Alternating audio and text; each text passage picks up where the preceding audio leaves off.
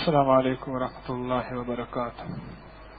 علی محمد کما انت اہلہ فصلی علی محمد کما انت اہلہ وفعل بنا ما انت اہلہ فانک انت اہل التقوی واہل المغفرہ. اللهم صل علی محمد عبدک ورسولک وصلی علی المؤمنین والمؤمنات والمسلمین والمسلمات. آج کا ہمارا سبق کتاب کشف المحجوب حضرت علی حجویری رحمۃ اللہ تعالی علیہ کی، جو 1000 سال سے زیادہ عرصہ پہلے لکھی گئی اور جس میں ساری توحید و رسالت ہے اور اللہ اس کے رسول صلی اللہ تعالی علیہ وسلم کی محبت کا، حب کا تذکرہ ہے. آج ہمارا حلقہ کشف المحجوب ہے. اس وقت ہم اہل بیت کے مناقب کا باب ہمارا چل رہا ہے. اس سے پہلے ہمارا تذکرہ تھا حضرت امام حسین کا، اس سے پہلے ہمارا تذکرہ تھا حضرت امام حسن رضوان اللہ تعالی علیہ اجمعین. ان دونوں ہستیوں کا تذکرہ تھا. آج ہم تذکرہ کر رہے ہیں امام محمد باقر رحم اللہ تعالی علیہ، اہل بیت کے ایک عظیم انسان، عظیم ہستی، عظیم شخصیت. اس کا تذکرہ آج کا ہمارا سبق ہے.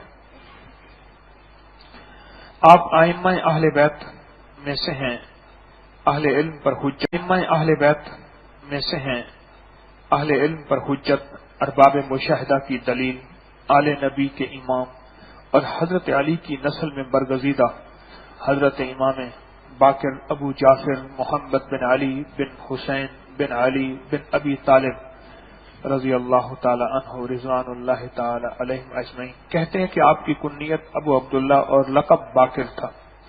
آپ کتاب الہی کے لطیف اشارات اور علوم دینیہ کی باریکیاں بیان کرنے میں خاص درجہ رکھتے تھے. آپ کی کرامتیں اور خوارق مشہور و معروف ہیں اور دلائل روشن ہیں. کہتے ہیں کہ ایک دفعہ کسی خلیفہ نے ان کو قتل کے ارادے سے ان کے پاس آدمی بھیج کر ان کو بلایا. جب آپ تشریف لائے تو خلیفہ نے آپ سے فوراً معافی مانگ لی اور ہدیہ پیش کر کے کامل عزت و احترام سے آپ کو رخصت کیا. درباریوں نے پوچھا، بادشاہ آپ ان کو قتل کرنا چاہتے تھے لیکن آپ کا ان کے ساتھ یہ سلوک دیکھ کر ہم خود حیران رہ گئے، آخر اس کی وجہ کیا ہے؟ بادشاہ نے کہا، جب آپ یعنی امام محمد باقر رحم اللہ تعالی علیہ تشریف لائے تو میں نے دیکھا کہ ان کے دائیں بائیں 2 شیر ہیں اور مجھ سے کہتے ہیں اگر تم اس کو قتل کا ارادہ کرو گے ہم تمہیں ہلاک کر دیں گے. اور آپ کی نسبت سے روایت ہے کہ اللہ جل شانہ کہ اس قول کی کہ بس جو شخص شیطان کا انکار کرے اللہ پر ایمان لائے کی تفسیر کرتے ہوئے فرمایا کہ جو چیز تجھے مطالعہ حق سے باز رکھے وہ تیرا شیطان ہے.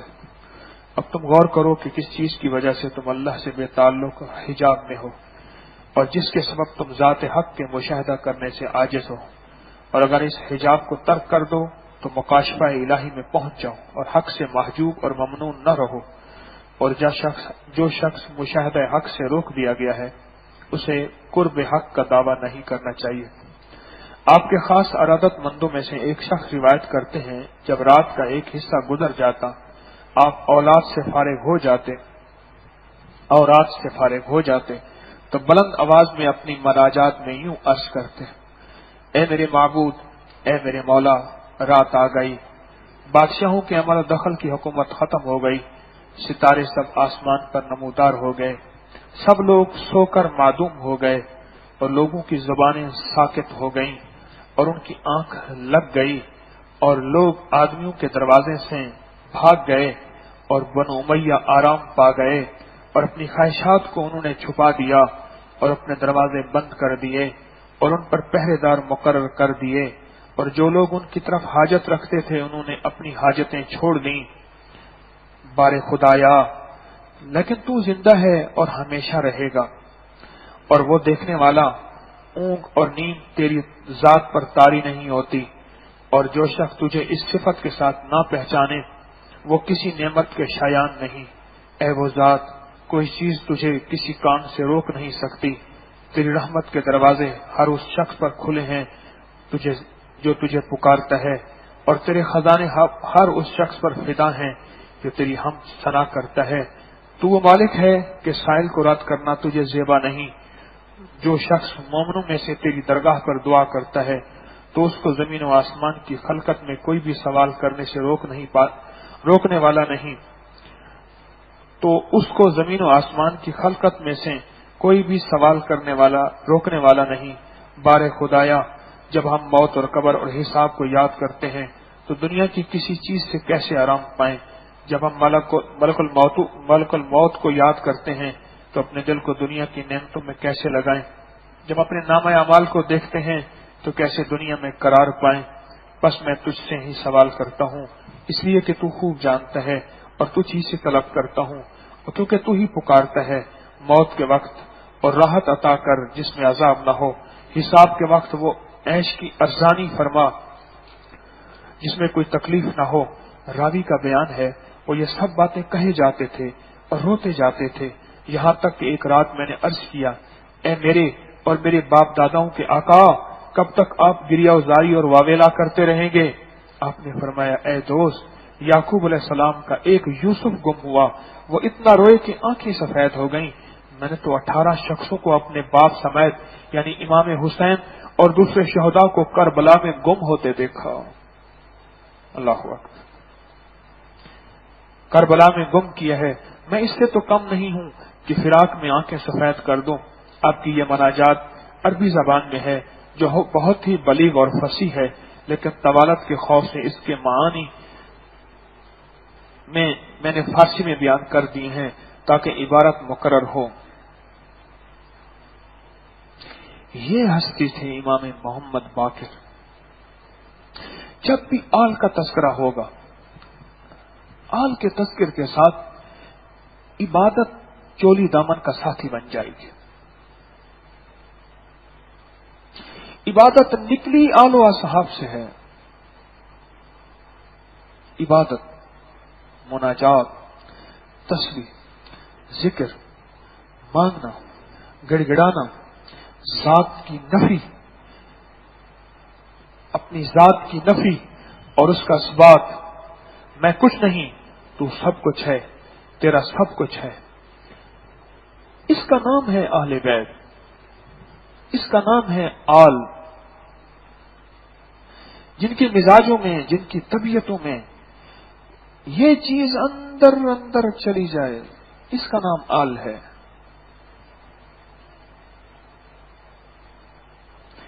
امام زین العابدین کا نام تو زین العابدین نہیں تھا، کیا تھا؟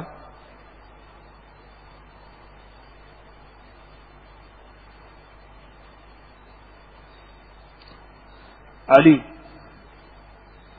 آپ کا نام علی تھا۔ امام زین العابدین کے جو والد تھے وہ کون تھے؟ حضرت حسین رضی اللہ تعالی عنہ، یہ والد تھے۔ آل کا تذکرہ جب بھی آئے گا عظیمت کے ساتھ آئے گا۔ عظیمت کہتے ہیں مصائب کو، مصیبتوں کو، ناگواریوں کو برداشت کرنا۔ آل کا تذکرہ جب بھی آئے گا آزمائشوں کے ساتھ آئے گا۔ آل کے ساتھ فراوانیاں، رزق کی، مال کی، لباس کی، سواریوں کی، چیزوں کی ہمیشہ کم آئیں گی۔ جو حسبی نسبی آل ہوں گے، جو حسبی نسبی سید ہوں گے، حقیقی سید، 1947 کے بعد والے سید نہیں، جو حقیقی سید ہوں گے ان کے ساتھ آزمائشوں کا نظام چلے گا۔ کیوں؟ اللہ نے حق کو صبر کے ساتھ جوڑا ہے، وتواصوا بالحق وتواصوا بالصبر۔ جہاں حق ہوگا وہاں صبر ہوگا۔ امام احمد بن حنبل رحمت اللہ علیہ فرماتے ہیں، اگر تو حق پہ ہے تو پھر یاد رکھ تیرے پڑوسی تیرے مخالف ہوں گے۔ اگر تو حق پہ ہے تو یاد رکھ تیرے پڑوسی تیرے مخالف ہوں گے. اور فرمایا جو کہتا ہے کہ میں حق پہ ہوں اور پڑوسیوں کے ہاں وہ محمود ہو یعنی اچھا ہو, تو وہ اپنے حق کو پھر جانے اور پہچانے کہ کیا وہ حق پہ ہے بھی صحیح. یہ کیسی عجیب بات ہے. یہ بندہ کہتا ہے میں حق پہ ہوں اور اس کے پڑوسی اس کو اچھا کہہ رہے, وہ اپنے حق کو پھر جانے پہچانے. یہ امام احمد بن حنبل رحمۃ اللہ علیہ کا قول میں نے نقل کیا. آل کی زندگی کا تذکرہ آتے ہی پلکیں جھکتی ہیں, سانسیں رکتی ہیں اور قلم ایک پل میں ایسے خاموش ہو جاتا ہے. اس کی وجہ یہ ہے ان کی زندگی میں مجاہدات ہیں, ان کی زندگی میں صبر ہے. حق کو صبر کے ساتھ جوڑا ہے اللہ نے. وہ صبر طبیعت کا ہے, وہ کھانے کے نام پہ ہے, وہ پینے کے نام پہ ہے, وہ ساتھ چلنے میں جو ناگواریاں آئیں اس نام پہ ہے, وہ سخت موسم کی گرمی ہو اور سخت موسم کی گرمی میں آنے والے رمضان کے ایک اندر کے خوف کے نام پہ ہے جو کہ ایک فطری چیز ہے.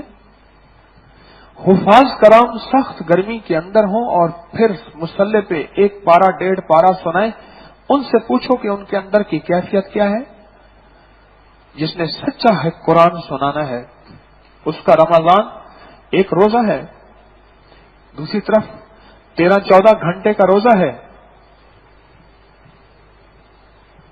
ایک طرف یہ کیفیت ہے جہاں 1 گھنٹے کے بعد پانی کی چاہت ہوتی ہے, 1.5 گھنٹے کے بعد پانی کی چاہت ہوتی ہے, جہاں دن لمبا ہے اور بھوک کی چاہت ہوتی ہے, وہاں عام آدمی کا حلق خشک ہو جاتا ہے. وہاں جس نے قرآن سنانا ہے اور جس کی آواز پھیل رہی ہے, صفوں کی صفیں سن رہی یا کچھ لوگ سن رہے, اور اس کے دل کے اندر خشیت ہے, اللہ کی رضا ہے کہ میں اللہ کو سنا رہا ہوں, تو اس کا ایک اور بڑا مجاہدہ ہے. یہ اس سے بڑا مجاہدہ ہے. روزہ, روزے دار کا مجاہدہ, قرآن سنانے والے کا مجاہدہ. اللہ نے اپنی رضا کو ناگواریوں میں ڈھانک کے رکھا ہوا ہے. میرے رب نے اپنی محبتوں کو ناگواریوں میں ڈھانک کے رکھا ہوا ہے. اہل بیت کی زندگی میں یہ ایک روشن باب ہے کہ اہل بیت کا تذکرہ جب بھی آئے گا, جہاں بھی آئے گا, ان کی زندگی میں ناگواریاں ہوں گی.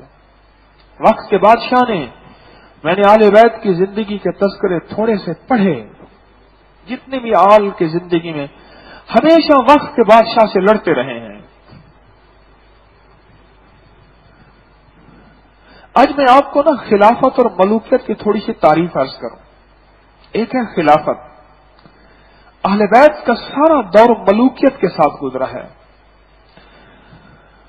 خلیفہ اور بادشاہ میں فرق بتاؤں. خلیفہ وہ ہوتا ہے, ایک اللہ والی کی بات ہے, میں ان کی بات نقل کر رہا ہوں,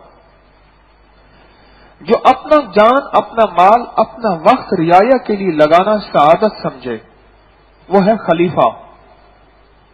اپنا جان, گھر خالی ہے خلیفہ کا, رعایا کے گھر کے چراغ جل رہے ہیں, اپنے گھر کا چراغ نہیں ہے. اپنا جان, اپنا مال اور اپنا وقت جو رعایا کے لیے دے دے اور رعایا کے لیے نشاور کر دے, اور رعایا اس کی مالدار ہو, خود فقیر ہو, یا رعایا کا پیٹ بھرا ہوا ہو اور خود کبھی مل جائے تو عید ہے, نہ ملے تو روزہ ہے, یہ تو ہے خلیفہ.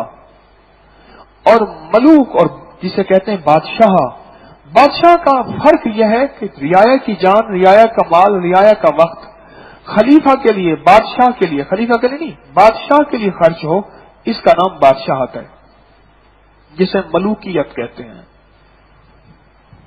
ملوک, بادشاہ.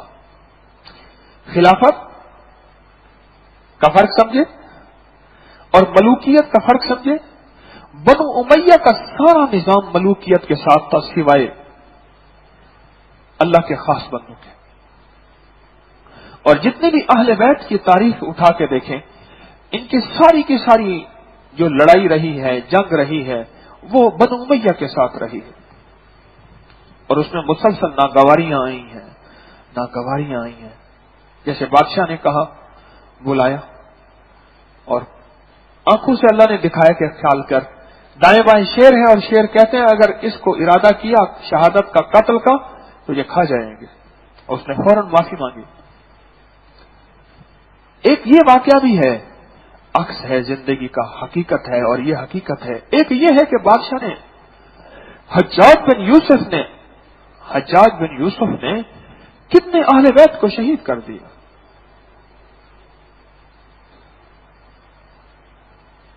حق جب بھی آپ کے اندر آئے گا، آپ کو ناگواریاں مختلف سمتوں سے پکاریں گے.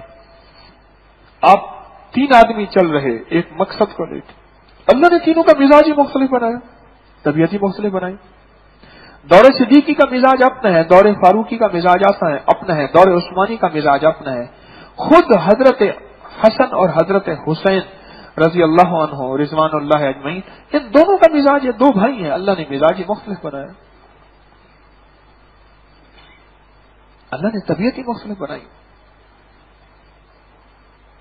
ان طبیعتوں کو ساتھ لے کے چلنا اور ان طبیعتوں میں چلنا، میرے لفظوں پہ پھر غور کیجئے گا، ان طبیعتوں کو ساتھ لے کے چلنا اور ان طبیعتوں میں چلنا، اسی کا نام حق ہے. میری بات سدا یاد رکھیے گا، میں بھی اپنے آپ کو یہ بات سنا دوں، آپ کو بھی سنا دوں.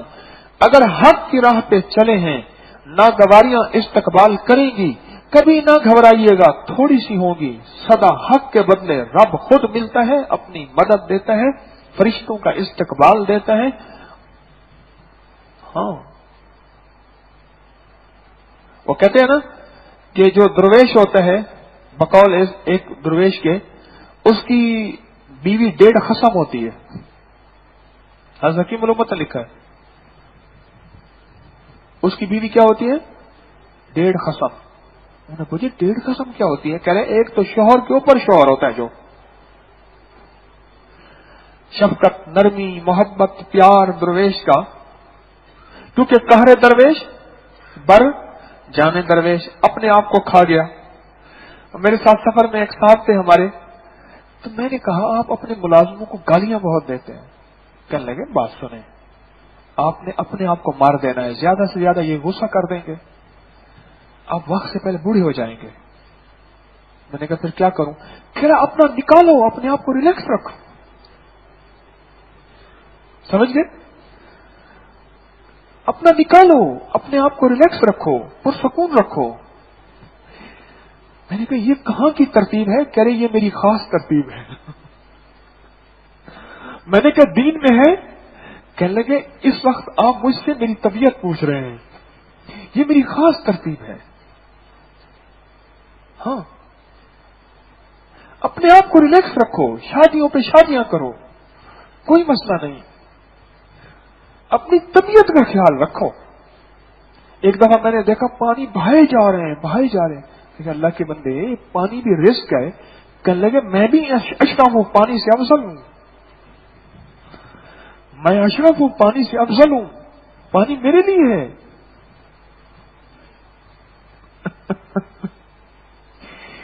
اللہ نے اپنے بندوں کو مختلف مزاجوں اور طبیعتوں میں بنایا ہے.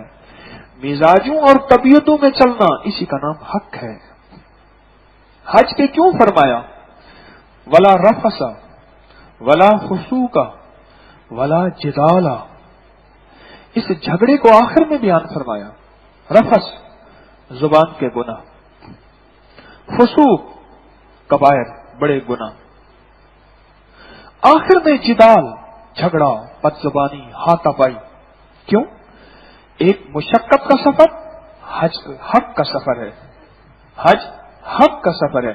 ایک مشقت کا سفر، اور دوسرا مختلف مزاج ملے، مختلف لوگ ملے، آپس میں ٹکرائیں. جب ان ملنے سے آپس میں ٹکرائیں گے ایک نئی آواز پیدا ہوتی ہے. پھر اس آواز میں ایک مشق کرائی جاتی ہے مجھ جیسے آدمی کو کہ دیکھ خیال کر، یہاں سب کے ساتھ چلنا ہے اور سب کو لے کے چلنا ہے. سب کے ساتھ چلنا ہے، سب کو لے کے چلنا ہے. اب کل کی بات ہے، میرے پاس ایک میسج آیا. میسج آیا کہ جی آپ نے ہمارا ملازم تھا، اس نے اپنی دکان بنائی، اس منافق کی دکان کی جا کے آپ نے دعا بھی کی، وہ بھی کیا، افتتاح بھی کیا۔ اچھا مجھے خبر ہی نہیں ہے، پتہ ہی نہیں۔ میں نے ساتھی کو دیا، میں کہ میسج پڑھو، مجھے مفہوم بتا دو۔ اس نے میسج پڑھا، مفہوم بتایا۔ میں نے کہا لکھو، مجھے کوئی خبر نہیں۔ جب حق آئے گا ایک ناگواری کا ایک اور انداز آئے گا، وہ کیا؟ وسوسے، شک، بدگمانی۔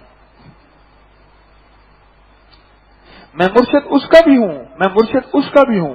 اس نے کہا میرا مرشد ہو کے میرے مخالف کی دکان کے افتتاح کرنے گیا۔ اچھا میں تو ہمیشہ افتتاحوں سے ان سے کوشش کرتا ہوں، بچتا ہوں، نہیں جاتا، جا ہی نہیں سکتا، ورنہ پیروں کے پاس ٹائم ہی ٹائم ہے۔ مجھے کہنے لگے ہمارے پیر صاحب آتے ہیں 10 دن یہاں رہتے ہیں، پھر ہر بندے کا کھانا ہوتا ہے ان کے ہاں، پھر 10 دن کے بعد اگلے علاقے کا ٹائم ہوتا ہے، پھر اگلے علاقے کا ٹائم ہوتا ہے۔ مرشد شہنشاہوں کا سارا سردیاں ایسی ہی گزرتی ہیں، گرمیوں میں آپ وقت گزارتے ہیں کیونکہ گرمی ہوتی ہے۔ یہ ناگواری کا ایک انداز ہے جس میں بدگمانیاں آئیں گی، شک آئے گا۔ حق کو ساتھ لے کے چلنے والا، آج کے حلقہ کشف المحجوم میں حضرت پیر علی حجویری رحمت اللہ علیہ نے یہ بات حقیقت بیان کی ہے کہ حق کو ساتھ لے کے چلنے والے، حق کو ساتھ لے کے چلنے والوں پہ ناگواریاں آئیں گی۔ مجھے پتہ ہی نہیں کہ اس کی دکان پہ میں گیا ہوں، نہیں گیا، میں نے افتتاح کیا، نہیں کیا، کوئی خبر نہیں۔ اس نے مجھے میسج کیا کہ منافق کی دکان پہ آپ گئے تھے۔ زندگی کا یہ سبق ہے میرے لیے، آپ کے لیے۔ ہمیں زندگی کے اس سبق میں لے کے چلنا ہوگا۔ حضرت علی کرم اللہ وجہہ کو ایک لوگ وہ ہیں جنہوں نے خدا بنا دیا، اور ایک اس دور میں وہ تھے جو نعوذ باللہ ان کو ننگی گالیاں دیتے تھے۔ ایک صدیق اکبر رضی اللہ تعالیٰ عنہ وہ ہیں، فرمایا اخلاق کے 360 شعبے ہیں، اور کوئی نبی کے بعد مکمل اخلاق میں کسی شعبے میں مکمل نہیں سوائے صدیق کے۔ وہ صدیق ہیں جن کا فرشتے ادب کرتے ہیں اور جن سے فرشتے محبت کرتے ہیں۔ اسی دور میں ایسے لوگ بھی موجود تھے جو صدیق اکبر رضی اللہ تعالیٰ عنہ کی رائے سے کھلا اختلاف کرتے تھے اور ان کی رائے کے اوپر اپنی رائے دیتے تھے، اور پھر ایسے لوگ بھی تھے جو ان کے سری مخالف تھے۔ اور حیران ہوں گے بقول ایک اللہ والے کے، کتنے لوگ ایسے تھے جنہوں نے ہاتھ پہ بیعت نہیں کی، صرف ان کے گھر جاتے تھے، سلام کرتے تھے، مہینوں سالوں صرف احترام کرتے تھے، ان کے گھر جاتے تھے، سلام کر کے آ جاتے تھے، انہوں نے بیعت نہیں کی۔ آج کا جو امام جو ہے باقر، محمد باقر رحم اللہ تعالی علیہ کا جو تذکرہ ہے، یہ تذکرہ ایک خاص اس بات کی دلیل ہے کہ زندگی کو کس طرز پہ میں نے آپ نے گزارنا ہے، کس طرز پہ گزارنا ہے، کس طبیعت پہ گزارنا ہے، کس مزاج پہ گزارنا ہے۔ ہمارے ایک مہمان آئے آج، حاجی مسعود صاحب، فاریق صاحب، تو میں ان کو لے کے بیٹھا ہوا تھا نیٹ پہ، ان کو کارگزاری دکھا رہا تھا۔ مجھے کہنے لگے کہ میں نے ایک لائک کیا آپ کا پیج، جب لائک کیا تو اس میں سے عورت کا نام نکل آیا، آپ کے نام پہ اور بھی کرتے ہیں؟ میں کہا حاج صاحب بے شمار دنیا ہے جنہیں حکیم طارق بن گئے ہیں، اور حکیم طارق کے نام پہ پھر پیسے بھی، حکیم طارق کے نام پہ عورتوں سے دوستیاں بھی، اور حکیم طارق کے نام پہ انوکھی کہانیاں بھی، اور حکیم طارق کے نام پہ کیا کچھ نہیں۔ یہ بھی صبر ہے۔ مجھے ایک صاحب کہنے لگے، میں ایک جگہ گیا تو میں نے ابکری کا تذکرہ کیا، تو بندہ تو پتہ نہیں پہلے سے بھرا ہوا تھا۔ اس نے کہا یہ ابکری والوں کے یہ پیج ہے، یہی کوئی کام کرتا ہے حکیم طارق بیٹھ پہ اپنے پیج پہ، اور وہ ساری کہانیاں جو میں نے ابھی بیان کی ہیں وہ حکیم طارق کے اوپر لیبل لگاتا گیا۔ اس نے کہا، میں نے اسے کہا کہ حکیم طارق کا اپنا پیج خود ہے ہی نہیں، پہلی بات تو میرا پیج نہیں ہے، کوئی کمپیوٹر کا پتہ ہی نہیں مجھے، ٹھیک۔ اور مجھے ایک مائی آ کے کہنے لگی، بابا جی اپنا حضرت صاحب دعا کریں، میرا بیٹا سارا دن کمپیوٹر کے سامنے بیٹھا رہتا ہے، کمپاؤنڈر سے ہٹتا ہی نہیں ہے. اور کمپاؤنڈر کو تو مجھے پتا ہی نہیں ہے، لیکن اس نے ایک نہ سنی. اس نے حکیم طارق کو جی بھر کے گالیاں دی. یہ بھی ایک صبر کا حصہ ہے. ایک وہ ہوں گے جو کھڑاوے پہنے جا رہا تھا اور جوتے سے بارش تھی اور جوتے کی چھینٹے اڑے، اور بیوی تھی اور محبوبہ تھی اور اس پہ چھینٹے لگے اور اس کی ناگواری اس کو برداشت نہ ہوئی، چھینٹے، اور تھپڑ مار دیا، درویش کو ذلیل کر دیا. اور ایک آگے گئے تو ایک وہ بندہ تھا جو دودھ کا پیالہ لے کے ایسے کھڑا ہوا تھا کہ حضرت دودھ قبول فرما لیں، اور پیالہ لے کے یوں عرش پہ کہتے ہیں مولا تیرا نظام ہے، کہیں تھپڑ اور کہیں دودھ. جسے اکثر میں عرض کیا کرتا ہوں کہ لطف سجن دم بدم، کہر سجن گاہ گاہ. لطف تو بہت ہے، کبھی قہر بھی ہوگا. ایویں سجن واہ واہ تے اوویں سجن واہ واہ. یہ زندگی مومن کی زندگی ہے. کیوں؟ دبئی کمانے والا، خلیج میں جانے والا، سعودی عرب میں محنت کمزوری کرنے والے کو میں نے اکثر سنا ہے، انہیں کہ جی روکی سوکھی کھا لیتے ہیں، 8-10 سال لگا لیں گے، پھر وہاں کچھ بن جائے گا، وہاں اپنا بزنس کریں گے، آرام کی کریں گے. کچھ مومن کی زندگی بھی ایسی ہے، وہ کہتے ہیں روکی سوکھی کھا لوں گا، ناگواریاں برداشت کر لوں گا، کبھی اندر سے ناگواریاں، کبھی باہر سے ناگواریاں، کبھی دوستوں کی طرف سے، کبھی کھانے کے نام پہ، کبھی پینے کے نام پہ، کبھی میری عزت نفس کو اس نے جو ہے چیلنج کیا کہ میری بھرے مجمع میں توہین کر دی، بڑے مجمع میں ذلیل کر دیا، بھرے مجمع میں رسوا کر دیا. کبھی ناگواریوں کا یہ سلسلہ چلتے چلتے یہ تھکا ہارا مومن جو ناگواریوں کو اللہ کے لیے برداشت کرتا گیا، درگزر کرتا گیا، برداشت کرتا گیا، درگزر کرتا گیا، جب یہ اللہ کی بارگاہ میں پہنچے گا اس کا بڑا استقبال ہوگا اور اعلان ہوگا بڑے دکھ دیکھ کے آیا ہے، اب مزید دکھ اس کو کیا دکھانے ہیں. اور حتیٰ کہ رضوان جنت کا جو داروغہ ہے اس کے پاس جب بھیجا جائے گا تو فرمایا جائے گا کہ اس جنت کے داروغے کے پاس بھیجو ان کو، اور بغیر حساب کتاب کے. وہ روک لے گا کہ ابھی حساب کتاب شروع نہیں ہوا.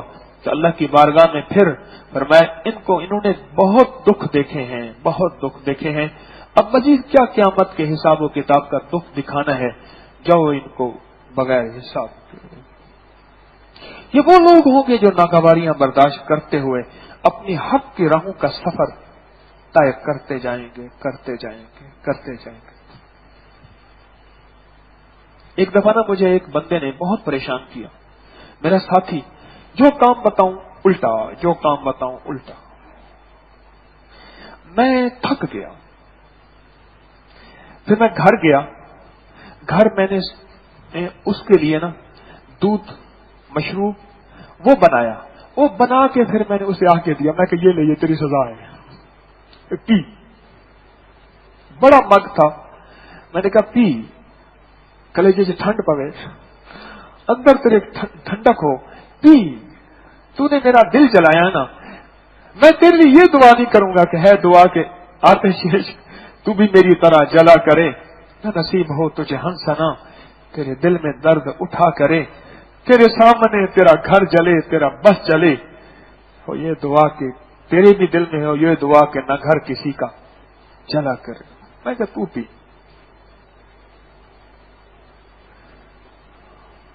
میرے دوستو، یہ اہل بیت کی زندگی جو حضرت پیر علی حجویری رحمت اللہ علیہ تعالی علیہ نے لکھی ہے، یہ ولی ایسے نہیں بنے. ہر ولی پہ تہمت آئی ہے، ہر نبی پہ تہمت آئی ہے. یہ ناگواریوں کا سلسلہ نبوت سے چلا ہے. میں اس دن حیران ہوا، ایک عالم ہے مولانا قاسم صاحب، انہوں نے سندھی میں قصص الانبیاء لکھی ہے، بڑی وسیع ہے، زبردست کتاب ہے،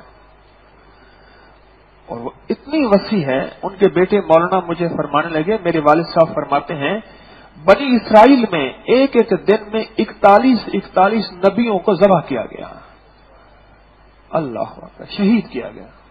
ایک ایک دن میں 41 نہیں، انبیاء، علماء نہیں، انبیاء، نبی.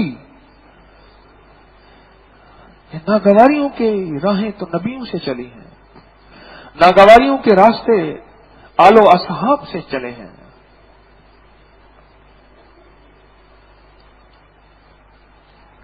بیٹا اگر تسبیح خانے میں آیا اور دنیا کا نفع پہنچانے آیا تو پیر کو آتے ہیں بڑی دعا ہے، اور وہی بیٹا اگر وہ اللہ والا بن گیا اور اس سے کوئی دنیا کا وہ نفع نہ ملا جس سے ہم نے ناجائز توقعات رکھی ہوئی تھی، تو پھر گالیاں کو پڑتی ہیں، گالیاں نہیں حکیم طارق کو پڑتی ہیں۔ ایک صاحب میرے پاس آئے کہ والدہ نے آپ کے لیے خط دیا ہے۔ پہلے والدہ نے کہا ملاقات کے لیے نہ جا، کہنا میرا خط لے جا۔ خط کے اوپر کاغذ وہ ٹیپیں لگی ہوئی بہت ساری، اور والدہ کہتی ہیں کہ ذرا ابھی پڑھ لیں گے۔ میں نے بڑی مشکل سے کھولا، چیرا، اس کے خط کو اندر سے نکالا۔ اس خط کے اندر سے جو نکلا اس میں ساری کی ساری ننگی گالیاں تھیں کہ تو نے میرے بیٹے کو چاہا کیا تھا، کہ میرا بیٹا کہاں چلا گیا، میں تو اس کو اعلیٰ ڈگریاں، اعلیٰ سے اعلیٰ میں نے اس کا کیا معیار دلانا تھا، تو نے تو میرے بیٹے کو ملنگ بنا دیا۔ اچھا میں نے پیڈ اٹھایا اور میں نے اس کو کہا جزاک اللہ، آپ کا خط ملا، مجھے بڑی خوشی ہوئی، آئندہ بھی ایسے خط لکھتے رہیے گا۔ سلام کر کے میں نے رکا دے دیا۔ قدرت کا نظام، اللہ کا نظام، دل تو اللہ کے قبضے میں ہے۔ اگر میرے قبضے میں ہوتا تو مجھے گالیاں نہیں دیتی مائی، اگر میرے قبضے میں ہوتا تو مجھے تو گالیاں نہ دیتی۔ تو اس کچھ عرصے کے بعد وہ صاحب آئے تو ساتھ اماں بھی آئی، اماں بھی ساتھ آئی، اور اماں ساتھ آ کے کہنے لگی کہ بس وہ میں اس وقت میرا بلڈ پریشر ہائی تھا۔ موقع بعد لوگوں کا بلڈ پریشر موقع کے مطابق ہائی ہوتا ہے، بلڈ پریشر موقع پوچھتا ہے یہاں ہائی ہونا ہے یا نہیں ہونا، موقع پوچھتا ہے۔ اس وقت میرا بلڈ پریشر ہائی تھا، ایک بندہ ہے گالیاں دے کے کہتا ہے آپ کو پتا تو ہے میں بلڈ پریشر شوگر کا مریض ہوں گالیاں دے کے، جیسے ہمارے دوست ہیں نا وہ کہتے ہیں تو پاگل ہے جلدی بوڑھا ہو جائے گا، اندر سے نکال، یہ ان کی تھیوری ہے۔ تو پھر گالیاں دے کے کہتے ہیں آپ کو پتا تو ہے مجھے کیا ہے، بلڈ پریشر شوگر ہے، تو کہنے مجھے بلڈ پریشر تھا۔ اصل یہ ہے کہ یہ بچہ شروع سے یوں نالائق تھا، یوں تھا، یوں تھا، یوں تھا، یوں تھا، اور بالکل یوں تھا۔ اچھا ان کی باتوں میں سے میں نے بات نکالی، میں نے کہا یہ فرمائیں نالائق تھا، سارا کچھ تھا، کبھی نماز تسبیح، کہہ رہے وہ تو آپ پوچھیں ہی نا، نماز تسبیح کا کہہ کے میں نے کہا جب سے تسبیح کا کہہ رہے ہاں یہ ہے فرما بردار بن گیا ہے، پہلے مجھے بہت ایسے آنکھیں دکھاتا تھا، بات نہیں مانتا تھا، اب فرما بردار ہے، سر جھکاتا ہے، نماز پڑھتا ہے، تسبیح نہیں پڑھتا، یہ نہیں کرتا، یہ نہیں کرتا۔ میں نے کہا مائی اسٹیپ بائی اسٹیپ آئے گی۔ اچھا میں نے اس سے آگے پوچھا، میں نے کہا کچھ تعلیمی قابلیت، کہہ رہے سارا دن پہلے موبائل پہ لگا رہتا تھا، نیٹ پہ لگا رہتا تھا، اب کتاب لے کے پڑھتا ہے، پر میں کہتی ہوں پورے ملک میں پھنستا ہے نا، آپ کے تسبیح آنے کا فائدہ کیا ہوا؟ میرے بیٹے کو تنخواہ میں پہلی تو تنخواہ ملے 3 لاکھ روپے مہینے کی ملے، پھر تسبیح کھانے کا فائدہ دیکھوں۔ اب بتاؤ حکیم طارق ہوا یا رب ہوا؟ خود سوچیں، اس کا مطلب مجھے پہلے مشکل کشا ہونا چاہیے، دوسرے نمبر پہ حکیم یا پیر ہونا چاہیے۔ یہ ناگواریوں کا سلسلہ سدا چلتا رہے گا، حق کی راہوں پہ چلنے والوں کو سدا چلتا رہے گا۔ اہل بیت کی زندگی میں عرض کر رہا ہوں، صحابہ کی زندگی میں عرض کر رہا ہوں، ناگواریاں ہیں، فتوحات بھی آئی ہیں۔ ان حضرات کے پاس اللہ نے بعض ایسے تھے مال ملک بھی دیا ہے، لیکن چند کو، یہی اولیاء ہیں سفیان ثوری رحمت اللہ علیہ جن کو رب کی زیارت ہوئی ہے، رب کی زیارت، اور یہ وہی بھی ہیں جن کو زنجیروں میں اور جلانوں میں پکڑ کے بادشاہ کے دربار میں اور قید کیا گیا اور ذلیل کیا گیا۔ ایک طرف وہ انداز ہے اور ایک طرف یہ انداز ہے۔ جتنے بھی ولی آئے ہیں، میں سوچتا ہوں حضرت علی حجویری رحمت اللہ علیہ جب لاہور میں آئے ہوں گے ان کو کتنی ناگواریوں کا سامنا کرنا پڑا ہوگا۔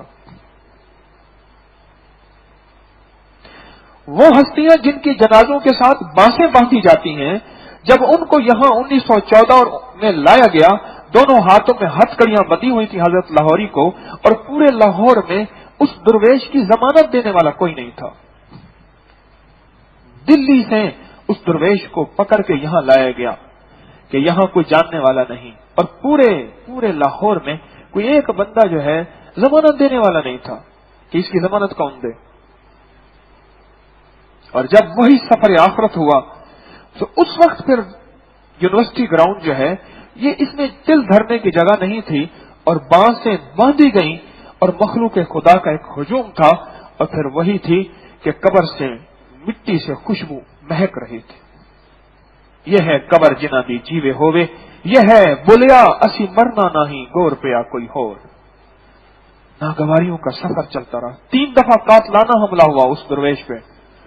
درخواستیں دی پڑوسیوں نے، کال پڑا ہوا تھا، قحط پڑا ہوا تھا، میں نے ان کی تفصیلی سوانح پڑھی ہے، بے شمار بزرگوں کی پڑھی ہے، ان کی بھی پڑھی ہے کہ گھر میں چھاپا پڑا، سکھ انسپیکٹر تھا اپنی پولیس کے ساتھ، گھر میں گھس آیا، اور گھر میں انہوں نے کہا جی گندم انہوں نے سٹور کی ہوئی ہے، گھر میں ان کے بہت مال ہے، چیزیں ہیں، گھر میں سفید پوشی تھی، کچھ نہیں تھا۔ تو اس نے وہ جو ساتھ پڑوسی تھا اس نے کہا کہاں گندم ہے؟ اس نے کہا کہ یہ اس کو کشف ہوتا ہے، یہ ولی ہے اور اس کو نظر آ گیا ہوگا، اس نے گندم منتقل کر لی ہوگی۔ اس نے پھر دیکھا، اس نے کہا ایک طرف ولی کہتا ہے ایک طرف مجرم کہتا ہے، درخواست میں تو نے مجرم لکھا ہوا ہے، درخواست میں مجرم لکھا ہے کہ حکومت کا قانون کا منافی ہے، مجرم ہے، فلاں ہے، سٹور کرتا ہے، ذخیرہ اندوزی کرتا ہے، وغیرہ وغیرہ یہ کرتا ہے، اور ابھی تو کہتا ہے اس کو کشف ہوتا ہے، پہلے سے اس نے مال منتقل کر لیا ہوگا۔ 3 دفعہ قاتلانہ حملہ ہوا، جیلوں میں ہتھکڑیاں۔ ایک لاہور کا باقاعدہ پیشہ ور قاتل تھا جس کو مقرر کیا گیا کہ اس کو قتل کرنا ہے۔ دلی دروازے میں ایک مسجد ہے، وہاں کے خطیب مسلسل ان کو گالیاں دیتے تھے، ان کا ہر جمعے کا خطبہ اسی موضوع پہ ہوتا تھا، حق کی راہوں پہ چلنے والوں کو ناگواریاں نہ آئیں۔ تو معلوم ہوا پھر اگر ناگواریاں نہیں آ رہی پھر وہ نبی سے اونچا ہے، نعوذ باللہ۔ یہ ناگواریاں میرے آقا مدینے والے نے فرمایا مفہوم ہے، مجھے اتنا ڈرایا گیا کہ کسی کو ڈرایا نہیں گیا، مجھے اتنا ستایا گیا کسی کو ستایا نہیں گیا، اور یہ فرمایا میرا فرعون موسیٰ کے فرعون سے زیادہ سخت تھا، ابو جہل، کہ موسیٰ کا فرعون تو آخری وقت میں بھی کہتا تھا آمنت برب موسیٰ و ہارون، نے موسیٰ ہارون کے رب پہ ایمان لایا، اور جو میرا فرعون ہے وہ آخری وقت میں کہہ رہا تھا۔ حضرت عبداللہ بن مسعود تھے جو ان کے سینے میں بیٹھے تھے، کہتا تھا ذرا گردن نیچے کر کے کاٹنا، کیوں؟ بڑے لوگوں کی گردنیں اونچی ہوتی ہیں۔ آخری وقت میں ندامت نہیں آئی ابو جہل پہ، ابو جہل پہ آخری وقت میں ندامت نہیں آئی۔ آقا نے فرمایا میرا فرعون موسیٰ کے فرعون سے سخت تھا، کہ موسیٰ کا فرعون تو آخری وقت میں مان گیا تھا۔ تو فرشتوں نے کہا نہیں، اللہ فرمایا ان کے منہ میں کیچڑ بھر دو۔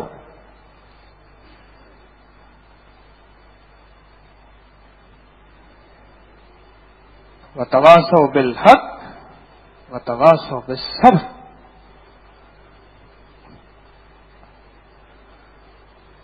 کئی لوگ مجھے کہتے ہیں، اور مجھے ہمارے کیپٹن صاحب ہیں ان کا بیٹا آیا مجھے کہنے لگے جی مجھے روحانی مقامات اور منازل طے کرائیں۔ میں نے کہا طے تو میں نے نہیں کیے، چلو جو مجھے آتا ہے تجھے بھی کراتا ہوں۔ اس کو میں نے ایک عمل بتا دیا، چلو بھئی یہ لطائف ہیں ہمارے، کچھ شروع کر دو۔ مجھے کہنے لگا یوں میں نے کام شروع کیا، یوں آپ کی ذات کے بارے میں ایسے وسوسے، ایسی گندی باتیں، ایسے عجیب و غریب شک شبے آپ کی ذات کے اوپر شروع ہو گیا کام۔ کہنے لگا میں تو اب یہاں پھنس گیا ہوں۔ میں نے کہا تو کہتا ہے گردن بھی دباؤں آنکھیں ہی باہر نہ آئیں، وہ تو آئیں گی۔ تو کہتا ہے کہ نفس اور شیطان کی گردن بھی دباؤں اور ان کی آنکھیں باہر نہ آئیں، اصل تیری نہیں آ رہی ان کی باہر آ رہی ہیں۔ جو شک، کیونکہ شیطان کے پاس کسی بھی نبی، ولی، کتب، ابدال، غوث، کلندر، نقیب، نجیب، ابرار، اللہ کا ولی، یا میں ولی نہیں ہوں کسی ولی کا خادم ہوں، اس جیسے بندوں سے اگر دور کرنا ہے تو اس کے پاس ایک گر ہے، وہ ہے وسوسہ اور شک اور بدگمانی. جیسے میں نے آپ کو مثالیں ابھی ایک دو دی ہیں بدگمانی کی. ایک بہترین طریقہ ہے، یہ بھی ایک انداز ہے کہ حضرت قانون کے کچے ہیں، جو پہلے پہنچ جائیں ان کی بات سن لیتے ہیں، اور جو قربانی کرنے والے ہیں ان کو پیچھے کر دیتے ہیں. ایک انداز ہے، ناگواریوں کو سہنے کا ایک انداز ہے جو پرانوں کے لیے ہے. ناگواریوں کو سہنے کا انداز یہ پرانوں کے لیے ہے، قربانی کا ایک انداز. ان پہ یہ حال آئے گا. میری درخواست یہ ہے، اللہ نے یہ زندگی کا ایک سفر دیا ہے مجھے آپ کو، جس میں ناگواریاں سفر در سفر ہیں، سفر در، میرے لیے بھی آپ کے لیے بھی. ہماری بزنس کی دنیا میں کتنی ناگواریاں ہم برداشت کرتے ہیں، تجارت کی دنیا میں کتنی ناگواریاں. کبھی آپ نے سوچا کہ ذمہ دار کی فصل نہ ہوئی ہو، آئندہ سال اس میں فصل نہ بونے کا وعدہ کیا ہو، اور حکومت نے اعلان کیا ہو کہ ہزاروں لاکھوں ایکڑ زمین کاشت سبز تھی، اس دفعہ منجی کی یعنی چاول کی یا کماد کی یا روئی کی، کپاس کی یا گندم کی فصل جو ہے اور مکئی کی فصل خراب ہوئی، کیڑا پڑ گیا، لہذا ذمہ دار نے فیصلہ کیا کہ آئندہ کے لیے ہم فصل نہیں کریں گے. ذمہ دار کہتا ہے میں مقروض ہوں، پر کیا کروں، میری ہے زمین یہی. یہ بھی کوئی زندگی ہوئی، تھوڑی سی ناگواریاں آئیں اور راہیں بدلنے اور راستے بدلنے اور نسبتیں بدلنے کے فیصلے کر لیے. یہ بھی کوئی زندگی ہے. ذمہ دار کہتا ہے کیا ہو، ناگواریاں ہیں، پر سفر تو یہی ہے، کھانا پینا پکانا تو یہی ہے، زندگی کی تجارت تو یہ میری ڈیوٹی ہے، میں نے زمین بونی. دکاندار کو تجارت میں نقصان سے نقصان ہو رہا، پر وہ دکان پہ ہر روز نئی امید لگا کے جاتا ہے آج نفع ہوگا. سال ہر سال سے کرائسس میں ہے. ذمہ دار ہر فصل ایک امید پہ بوتا ہے. سچ ہے؟ میری طرف توجہ فرمائیں. ذمہ دار ہر فصل ایک امید پہ. قرض والوں کو کہتا ہے کہ میں انشاءاللہ کپاس پہ دے دوں گا. کپاس آتی ہے تو کہتا ہے میں گندم پہ دے دوں گا، چاولوں پہ دے دوں گا. ذمہ دار ہر فصل ایک امید پہ بوتا ہے. اور مومن ہر زندگی کا سفر ایک امید پہ کرتا ہے. یاس مومن کی زندگی کا حصہ نہیں، آس مومن کی زندگی کے سفر کا منزل بھی ہے، رہبر بھی ہے، راہ بھی ہے. آس ہر برق پکارے گا تجھے پیار سے 100 بار، دامن میں الجھ کر تجھے روکیں گے بہت خار. کبھی دوست پیار کریں گے، کبھی دامن میں کانٹے ناگواریوں کے، شک کے، وسوسے کے، لوگوں کے تانوں کے، کبھی اندر کی گھٹن کے، نکل جاؤ چھوڑ دے، نہ جا مسجد نہ کر سجدے، وضو کے توڑ دے کوزے. کبھی اندر کی ناگواریوں کے، کبھی باہر کی ناگواریوں کے. ہر برق پکارے گا تجھے پیار سے 100 بار، اور دامن میں الجھ کر تجھے روکیں گے بہت خار. دامن کو بچاتا ہوا خاروں سے گزر جا، منزل تیری آگے ہے بہاروں سے گزر جا. بہاروں پہ بھی نہیں اٹکنا اور خاروں پہ بھی نہیں اٹکنا. کیوں؟ منزل تیری آگے ہے بہاروں سے گزر جا.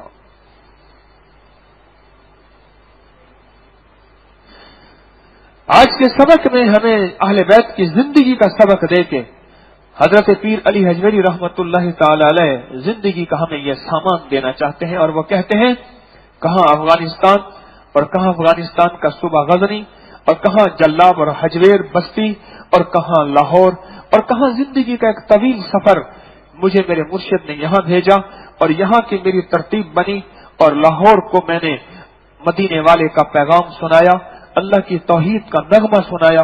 لیکن مجھے ناگواریاں بڑی آئیں، ناگواریاں بڑی. پورے بر صغیر میں حدیث پھیلانے کا صحرا جس ہستی کے گلے میں ہے وہ ہے شیخ عبدالحق محدث دہلوی رحمت اللہ تعالی علیہ. پورے بر صغیر میں حدیث کا صحرا جس ہستی کے گلے میں ہے. یہ بات مجھے مولانا اجمل خان صاحب نے رحمت اللہ نے بتائی تھی، میرے زیر علاج تھے. اور ان کو حدیث پھیلانے میں جس ہستی کا ساتھ تھا وہ مرشد تھے، وہ ہے حضرت شاہ ابو المعالی، لاہور ہوٹل لاہور، شاہ ابو المعالی روڈ، وہ ہستی ہیں جو ان کے مرشد تھے۔ مرید کے ساتھ بھی اس دور میں دلی میں ایسے لوگ تھے جنہوں نے دن رات شاہ عبد الحق محدث بریلوی رحمت اللہ علیہ کا ناطقہ بند کیا ہوا تھا، صرف اس وجہ سے کہ مخلوق کا رجوع شیخ عبد الحق کے پاس ہے، ہمارے پاس نہیں ہے۔ وہ بھی بڑے تھے علم کے اعتبار سے، یہ بھی بڑے تھے علم کے اعتبار سے، پر یہ رب کی تقسیم ہے، اللہ لوگوں کے دلوں کا رجوع ادھر کر دے، ادھر سے پھیر دے، ادھر سے پھیر دے، ادھر کر دے، یہ اسی کا رجوع ہے۔ سچ ہے، وہی ایک ہی چیز پڑی ہوتی ہے، ایک کی دکان پہ رش ہے اور ایک کی دکان خالی پڑی ہے، چیز تو ایک ہی ہے، وہ تو ترتیب اور تقسیم ہے کہ ہم نے رزق کی ترتیب بنا دی ہے، ہم نے کسی کو اونچا رکھنا ہے اور کسی کو نیچا رکھنا ہے۔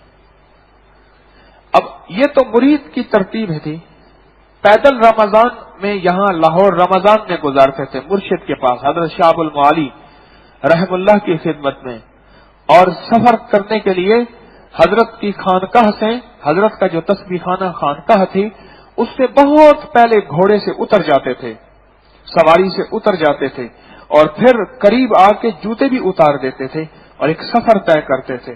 یہ مرید کا سفر ہے، اور جو مرشد ہے وہ ہے شاہ ابو المعالی رحمت اللہ علیہ۔ شاہ ابو المعالی جہاں رہتے تھے اس کے ارد گرد 70% لوگ ایسے تھے جن کے ذمے یہی کام تھا کہ دن رات ان پہ الزامات لگائیں اور ان کو ذلیل کریں اور ان کو رسوا کریں اور ان کو برا کریں۔ تاریخ بتاتی ہے، ان کا تذکرہ تھوڑا سا آتا ہے لیکن ان کا تذکرہ بھی مٹ گیا، ان کی تخریب بھی مٹ گئی۔ تعمیر کرنے والا، لوگوں کے دلوں میں مدینے والے کا نور بھرنے والا، لوگوں کے دلوں میں انس اور محبت بھرنے والا، لوگوں کے دلوں میں امن اور عافیت کا پیغام دینے والا آج زندہ ہے اور ہمیشہ زندہ رہے گا۔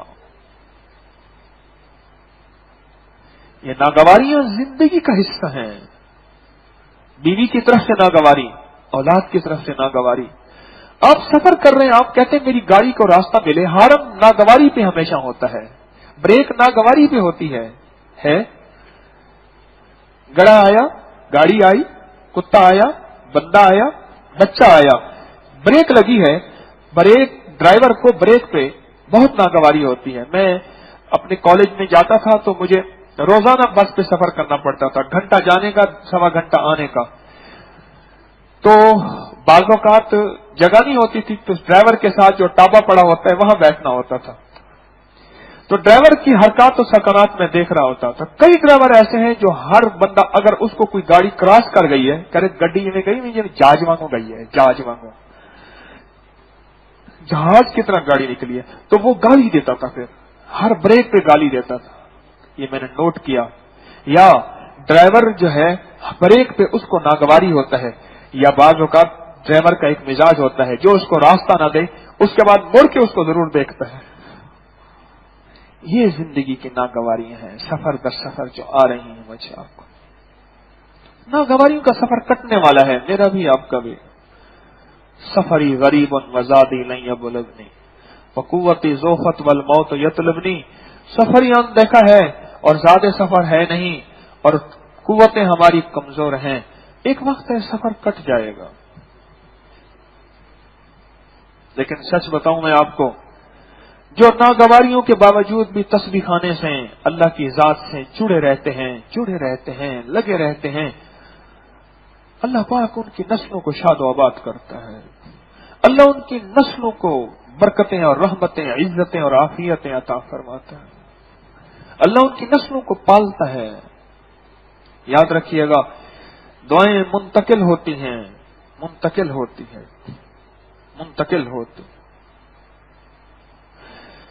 میرا ایک کلاس فیلو تھا، اس دن مجھے ملا،